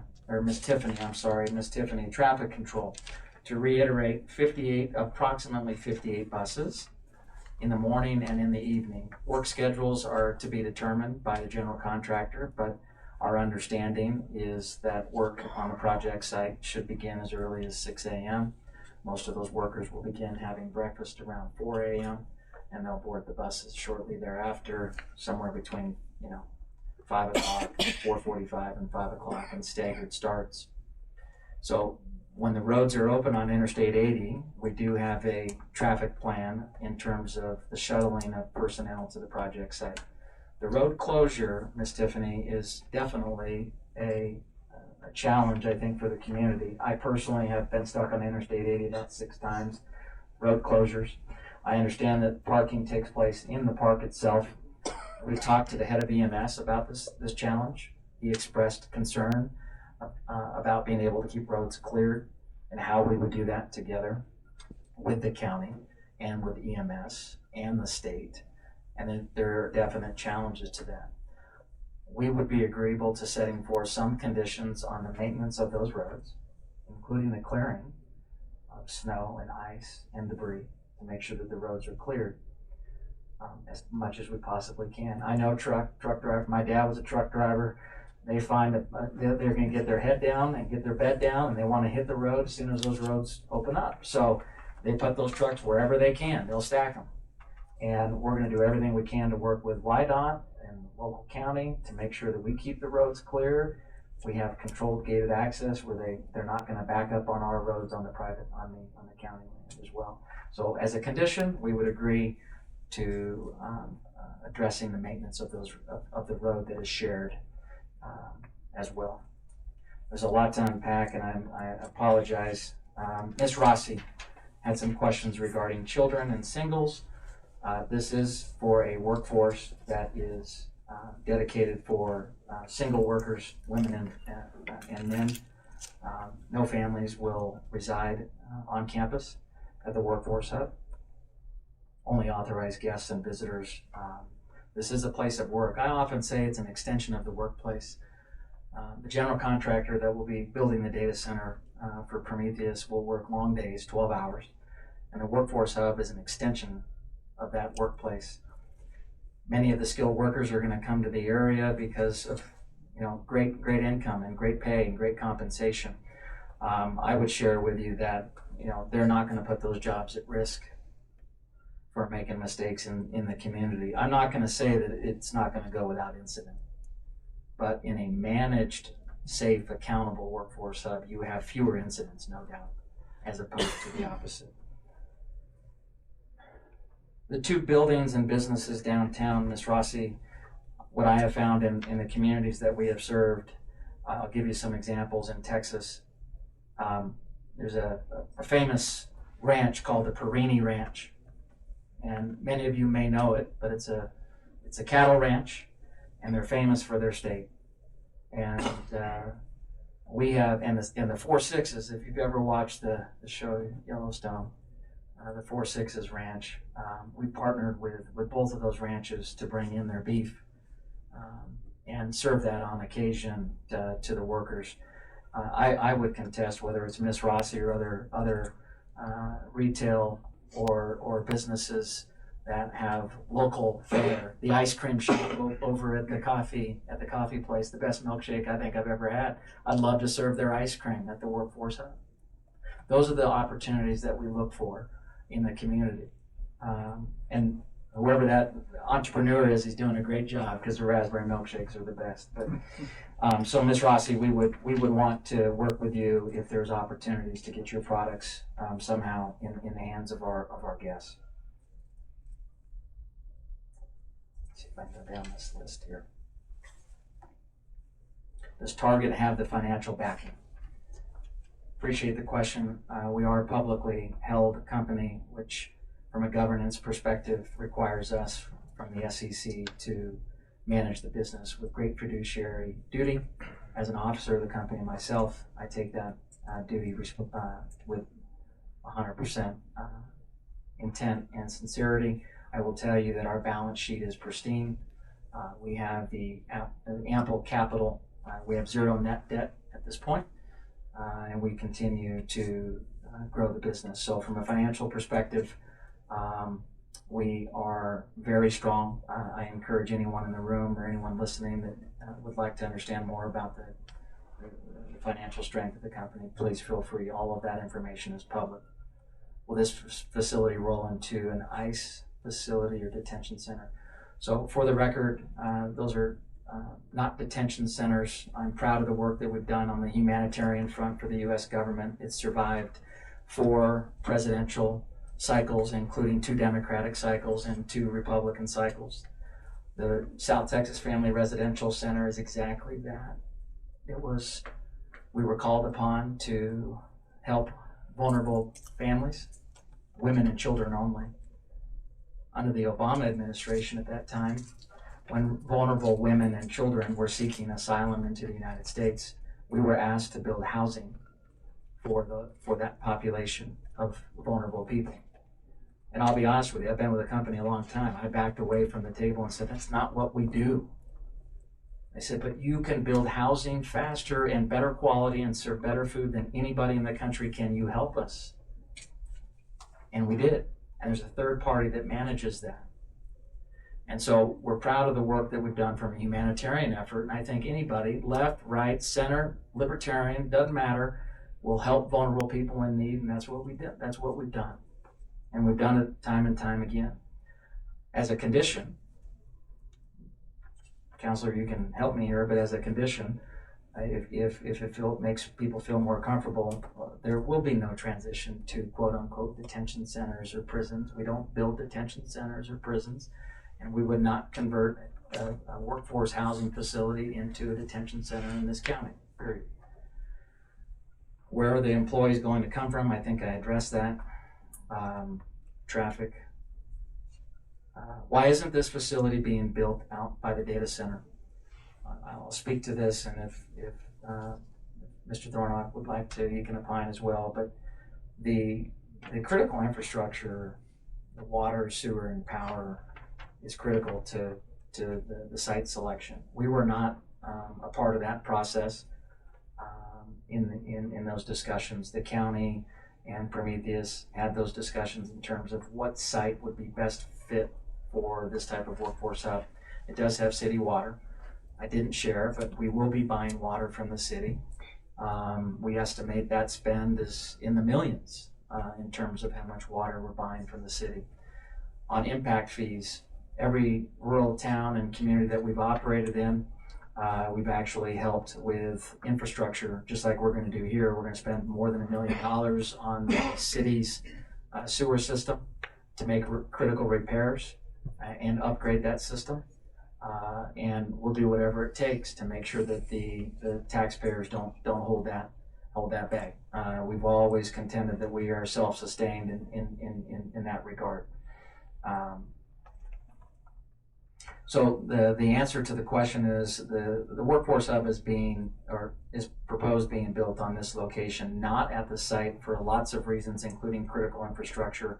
But secondly, having a workforce hub with the workforce located on site creates a lot of issues as it relates to morale.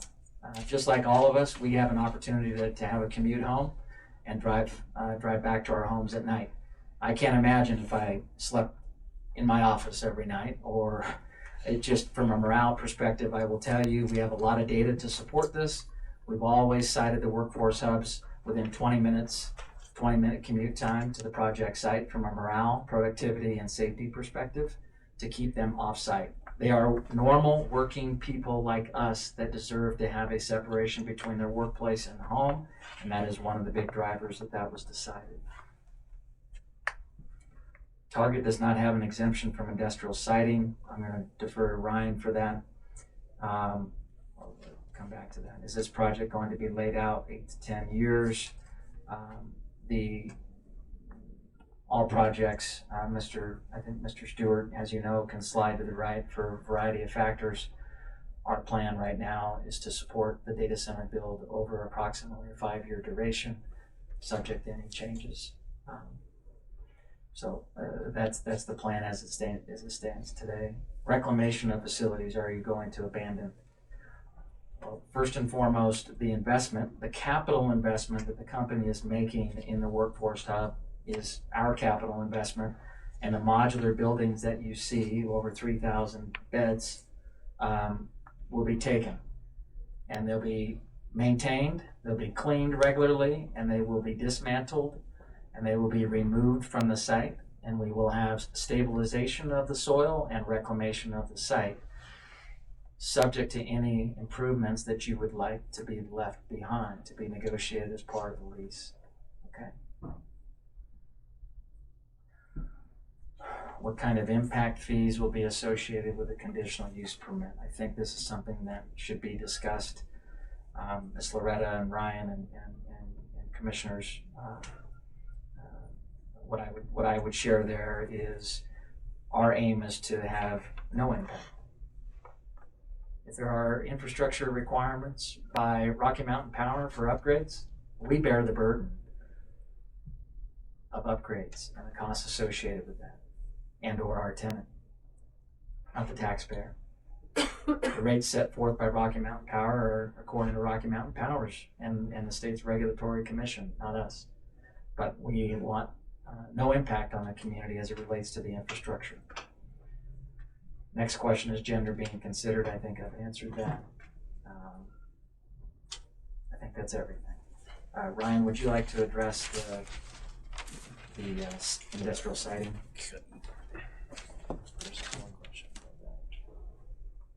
Oh. What city do you guys? Oh. So we are very familiar with the project that was referenced in Cheyenne, a 5,600 bed man camp, and not to be derogatory, but I'm very familiar with the man camp provider. They have built man camps in Texas. They continue to build man camps in Texas. I think the decision to indefinitely postpone that project was a good decision by the man camp provider. And as far as it relates to Cheyenne, I'll tell you the difference in Evanston. That particular man camp provider did not have the support of a project owner, does not have the support of Meta, Microsoft, or any other hyperscaler in that area. I mentioned that Mr. Thornock is a thought leader.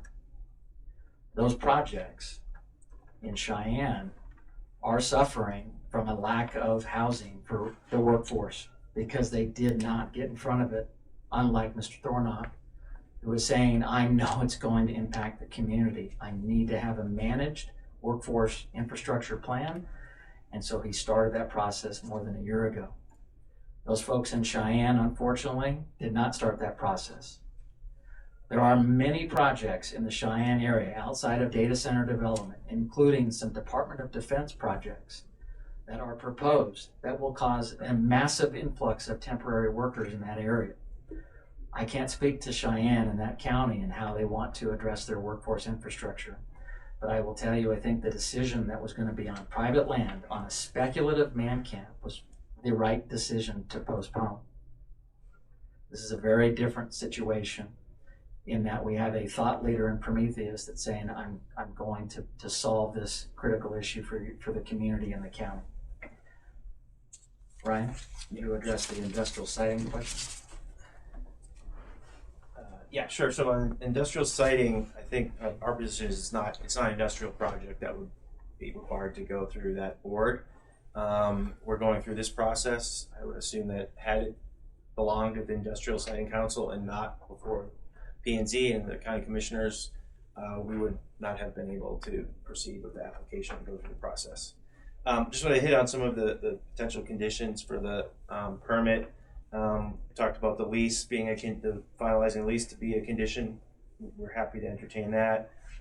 Troy's offered up the condition that we are obligated to maintain the access road, maintenance and snow removal. We're totally open to that.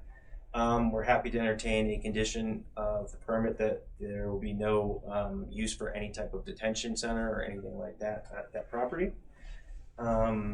And then on the impact fees, I know there were some requirements in the condition that the Prometheus project about payment and reimbursement for EMS fire, a list of recoverable fees from them if the EMS or fire to be called out. We're happy to have those similar conditions where we would reimburse the county for certain EMS callouts, that sort of thing, similar to what was in the Prometheus approval. And then in terms of removing the assets, we'll address that in the lease. I'm sure there'll be some hefty requirements on what that'll look like. That'll be negotiated. Those assets for us are very valuable. So when this project's over, Troy and his team will be seeking to move those to another project as soon as he can. But we'll work through those requirements of what will be removed. But it's in our best interest to move those as soon as possible. And we're happy to entertain timelines that we need to do that and any penalties that or obligations if we do not. So I think that covered it. Thank you. Anyone else want to say anything? Commissioners, we can close the public hearing, or I believe we can close the public hearing. Let you have your discussion. I will say that for everyone's information, and as you know, this is the county's Planning and Zoning Commission. This is an investigative board, and the decision, if they choose to make it tonight, will be a recommendation. Only the final decision is at the discretion of the county commission. Everybody on the board knows that, but so that you here in the audience know that as well. The final decision it will be made by the county commission. And it's a fairly, the conditional use permit document itself is fairly fluid at this moment. It's very generic. I don't know if you guys know it, but thankfully at the previous conditional use permit hearing, our attorney's office helped us with some of the wording clarification of that. I guess I'm hoping we can anticipate that again, because I think that was extremely helpful. The other thing that I will say also, for anyone who may not understand, and I appreciate what's been said about any kind of a transition to any kind of other use, detention or otherwise, this particular permit would allow what we are talking about here today, and any transition to any other use, detention or otherwise, would require similar hearings, similar documents, similar applications, similar public hearings. So that's simply not going to happen without all of those things in place. So I guess what I would say is I've got a few conditions that are clearly very generic conditions that you find typically on our conditional use permit. Earlier, Ms. Callis sent me an email, and I think she alluded it, that she would like, and I think it's very appropriate, a condition here to be all, and I'll just read this off of her email, because I think the wording is excellent. All conditions of this conditional use permit are subject to the execution and delivery of a mutually acceptable lease agreement between Uinta County, a political subdivision of the state of Wyoming, and Target Logistics Management LLC, or any subsidiary or holding corporation thereof, for the real property that is subject to this permit. And I guess what I would say is there's the condition that would allow the lease agreement to factor in all of the other concerns that were discussed or negotiated between the applicant and the county commission. The other conditions that I've just added are typical that we've seen. For instance, construction must commence within 5 years. That's a typical thing that we do on our conditional use permits. Any of these could be removed, added to, altered, amended, whatever. I think we've already addressed the industrial siding issue, but that's still on this document. Again, this is the document that will be altered before it goes to the county commission. The one thing that I did put on here, and again, you can alter it, take it off, that Uinta County, Wyoming be the receiving location for all goods, materials, tools, equipment, or supplies for said project, and any storage facility for said items shall be constructed, utilized, and maintained by applicant within the lawful boundaries of Uinta County. That would apply to any new products. If they're moving something in that they already own, that may not. But a new product, a new purchase, that would apply. And what that is just designed to do is to make sure that the sales tax dollars stay here. Dust control must be controlled. Those are typical things. It's got to be there anywhere. The permit would be renewed or reviewed annually. We do that with all of our conditional use permits across the county. And that I've also added here that copies of the water and sewer service agreement will be held on file, and that would be with the city of Evanston. Truly speaking, that is a similar issue with regard to the lease agreement that they would negotiate with the county commission. While I don't have that document with me, I'm pretty confident that they would be able to get one of those. However, if for some reason they would not be able to get it, it would have similar effect on the project as would the lease agreement. So with that, is there anything else I need to add or subtract or say, you're welcome to help me. I think for this commission, certainly if they have any concerns, I would encourage them to add them. But as with the conditional use permit for the data center conditional use, I anticipate that if this does pass this investigative public hearing, then there will be likely similar conditions from the commissioners as well. Thank you, yes. So, your discussion now, Commissioners, it's in your hands.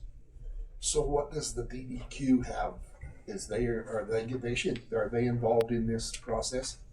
They, and maybe somebody can help me, I would assume that they would be involved to the extent of understanding or being aware of the agreement that is entered into with the applicant and the city of Evanston. That would resolve any concerns that the DEQ may or may not have. But that's going to be the big question. What is your plan for sewer?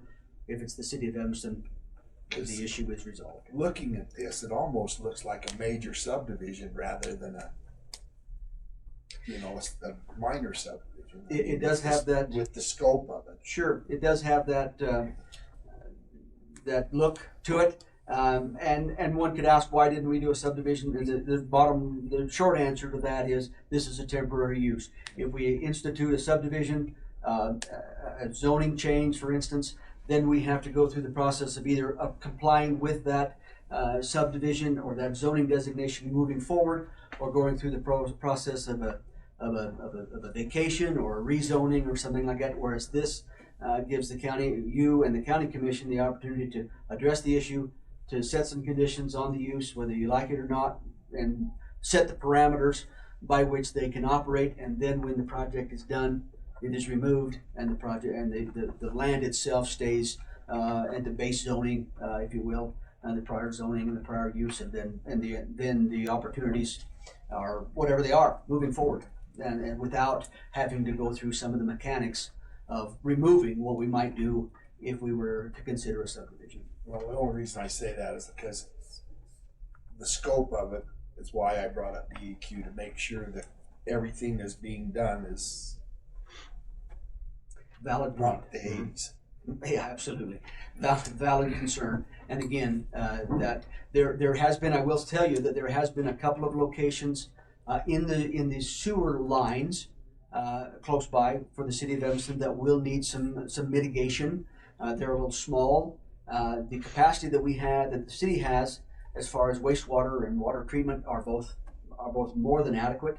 But there is some concerns that Mr. Robinson identified with the public works director with the city of Evanston, that there are a couple of locations that the pipe is a little small for a distance, and I know that the applicant knows that, and they're talking with the city right now to find ways to mitigate that concern. But ultimately, the city of Evanston will provide water and sewer service. Maybe you can answer it, or the folks from. I'm happy to step aside if I can. Over the last several weeks, I have been questioned multiple times that this has happened so quickly, so suddenly. How long ago was the first conversation with appointed officials who were appointed by elected officials which represent this county? How long has this been happening? Give or take about 5 years. Mr. Thornock, is that accurate? That's about right. About 5 years. Okay. And I appreciate you giving me an opportunity to address that.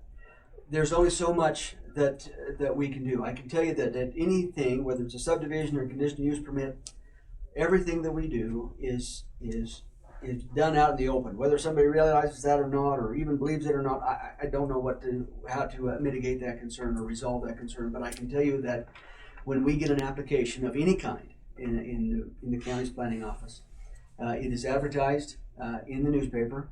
If it's on the Bridger Valley side of the county, it is advertised in both the Uinta County Herald and the Bridger Valley Pioneer. Property owners, adjacent property owners, or property owners within close proximity of the location of the outside boundaries of the property in question get a letter from our office. Those always don't go through. Sometimes we get those back. We have an address incorrect or whatever. But typically we will do our best to make sure that everybody gets a letter from us that is in close proximity. As you can imagine, we can't send letters to everybody. Postage right now is 75, 74 cents, I guess, a letter, but we do our best, and we send out letters. If that's 10 letters, we send 10. If it's 100, we send 100. And then we place a sign at a prominent location. And to be honest, I use my own judgment when putting those signs up. And my best judgment is not always right, but I put the signs up where I think people will see them and be aware. So we advertise in the newspapers. We send letters out to adjacent property owners, and we post a sign as near to the location as we can. That's what we do. If there's a better way, I'd like to hear it. Thank you. I have concern. Sure. I am really concerned, Mr. Stewart, for bringing up the intersection there, and especially when the road gets closed. It's not just a traffic problem; it is total grid.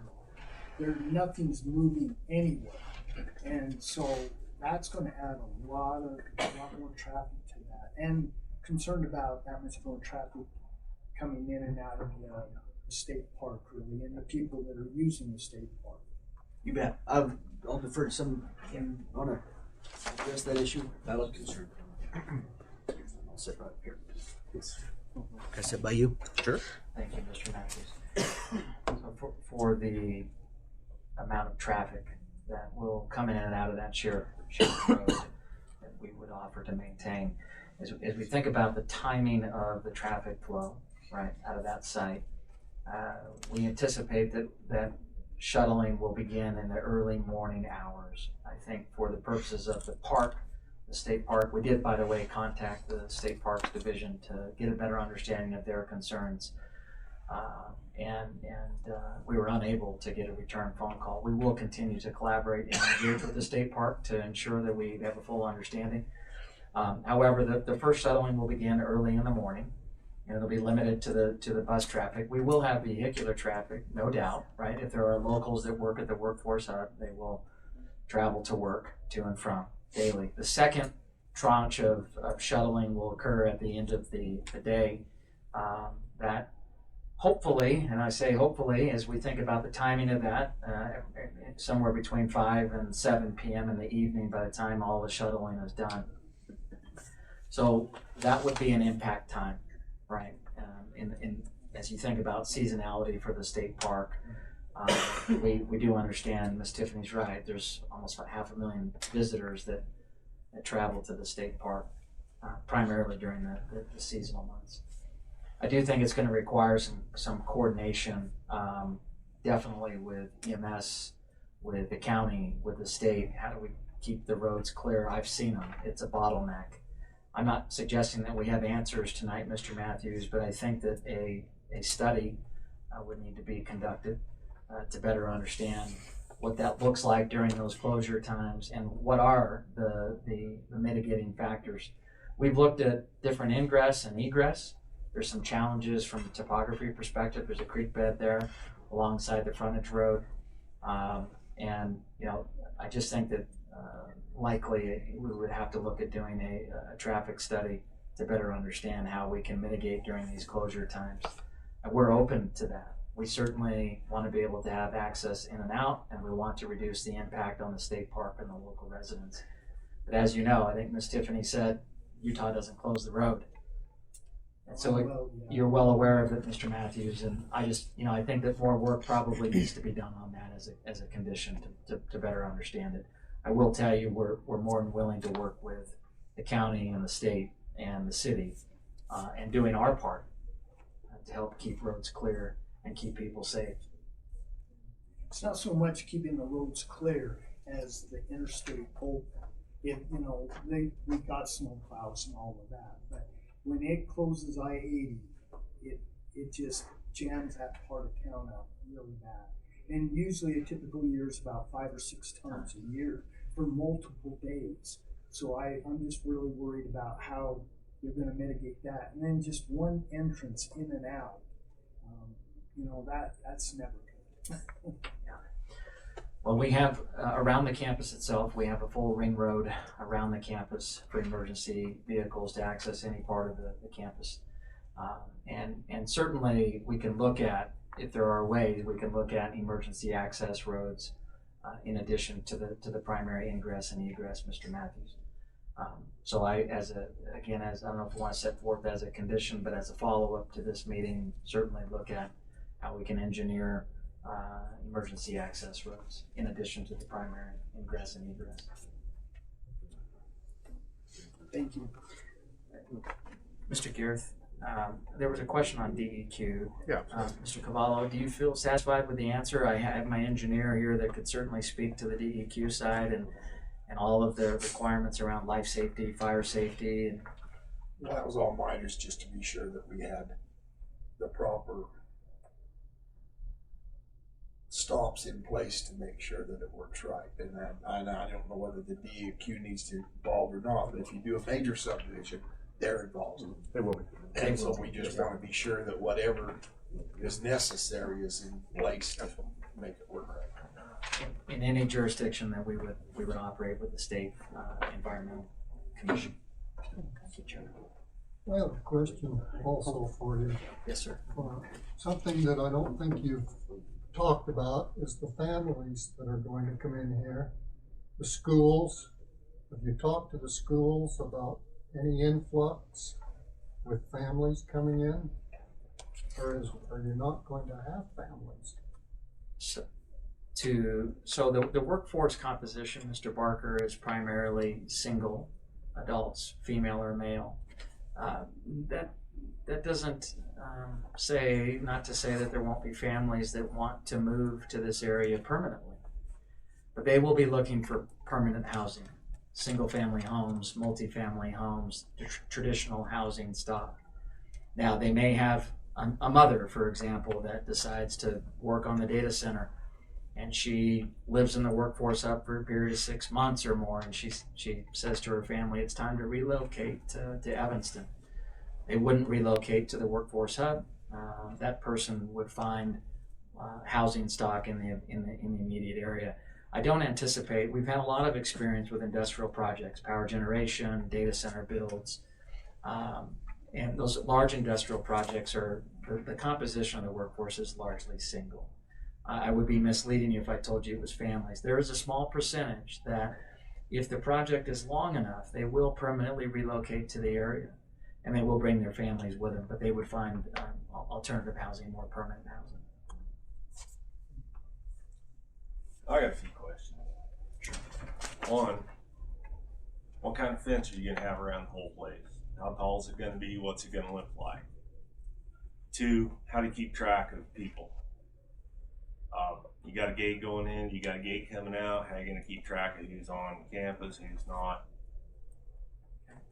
Let me start with the fence. So there is a perimeter fence. Mr. Gareth, you can correct me if I'm wrong, but our standard fencing is a 6-foot chain link fence. And on some occasion, we do vision slats as well, right? From a privacy perspective. And it's a high wind area, so I'm not sure those privacy slats would probably work very well. There is controlled gated access and gated arm access with badging systems that you would find on an industrial project. The similar badging system that I'm sure Prometheus will use to gain access to their project site. We would leverage that technology for the workforce hub. So any visitor, it would have to be authorized and badged, or an authorized employee or general contractor or subcontractor would have to have an authorized cleared badge at the point of entry into the campus. And then that is tracked via a database. We have a proprietary property management system that tracks all the comings and goings of all guests and authorized personnel of the facility at all times. That's how we communicate during emergencies. If there's a unfortunate natural disaster that's occurring that we have to muster personnel, we have ways of communicating via text message and alert media to all guests on the site via this database system that is tracked. got another one. Sure. When you start to build this, how many days a week are you going to run out there? From a construction. To put this in on your construction, Yeah, not on the data center. Correct. Well, we work 7 days a week Okay. on the construction of the workforce hub. How many hours a day? We'll work 12-hour days. We don't anticipate any nighttime shift work at this point. That's very difficult to get the productivity from folks. So it's a one shift, 12-hour day. We'll start as early as the sun comes up, depending on the time of year, till the sun goes down. And same thing with the data center when it's up and running. Be 7 days a week, just one shift. You're running out of there on the buses. Two shifts. I don't want to speak for the project owner, but in early discussions with the general contractor, right now it's proposed as a one shift. But again, I don't want to overspeak for Prometheus on that. Early discussions right now, the plan Just is trying one to figure shift. out the traffic with the buses, how many times they're going to be running. Right now, the plan One shift. the plan right now is one shift. We'll have buses running in the early morning, very early morning, mostly before people are awake in the community, and then at the end of the day. And there'll be 58 buses. We estimate about 50 to 58 buses. There are 55 passenger coach buses outfitted for industrial projects, all the safety requirements, the YDOT requirements, And they will be parked at your facility when they're not in use. That's right? correct.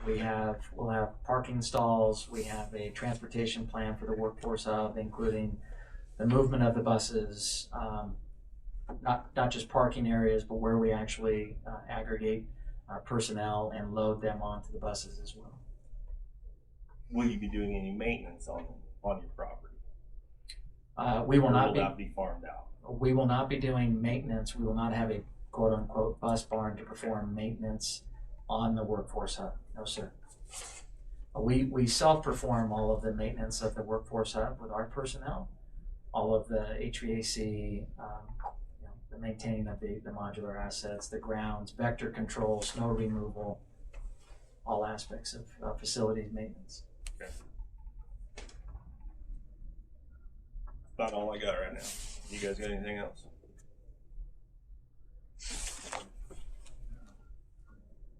Yes. Thank you. Thank you. Thank you, Mr. Chairman.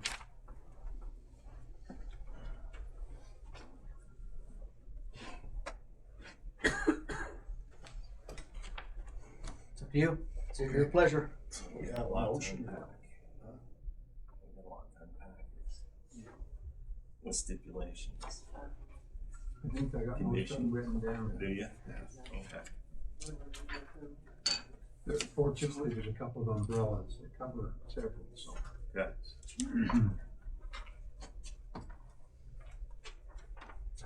When you give me that look, I know.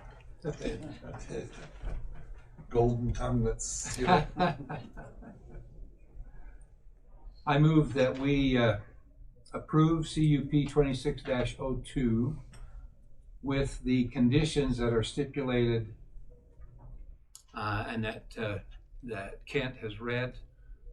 Construction 5 years, applicant must meet all Wyoming state requirements, including Industrial Siting Council. Uinta County is the receiving location. Dust control must be mitigated. Permit reviewed annually. And this is an important one. Copies of the water and sewer service agreements with the city of Evanston will be provided and held on file. The applicant also will be asked to meet with the Trail System Group. I apologize, I didn't write the name of that group down, but the Trail System Group, and that they will be part of the negotiations. That the applicant will also include road clearing and maintenance for the access road, and that they will undertake, as soon as is provident, a traffic study on the interchange, so they're not taken off guard either. And finally, that this is subject to a successful lease contract negotiation with Uinta County. I think I covered everything. Should they put in there that they need to look for a second entrance, exit, egress? Sure. So we'll add also that as part of that traffic study that they will discover a secondary ingress and egress for emergency needs. Do you want to, is your recommendation that that be a requirement, or that they pursue it, pursue all possibilities in that direction? The second. That they pursue all all possibilities. Yes. Okay, everybody in? Okay. Did that work? So we got everything in. I'll second it. All in favor? Aye. Conditional use permit 2602 is approved to move on to the county commissioners for their approval for their final stamp.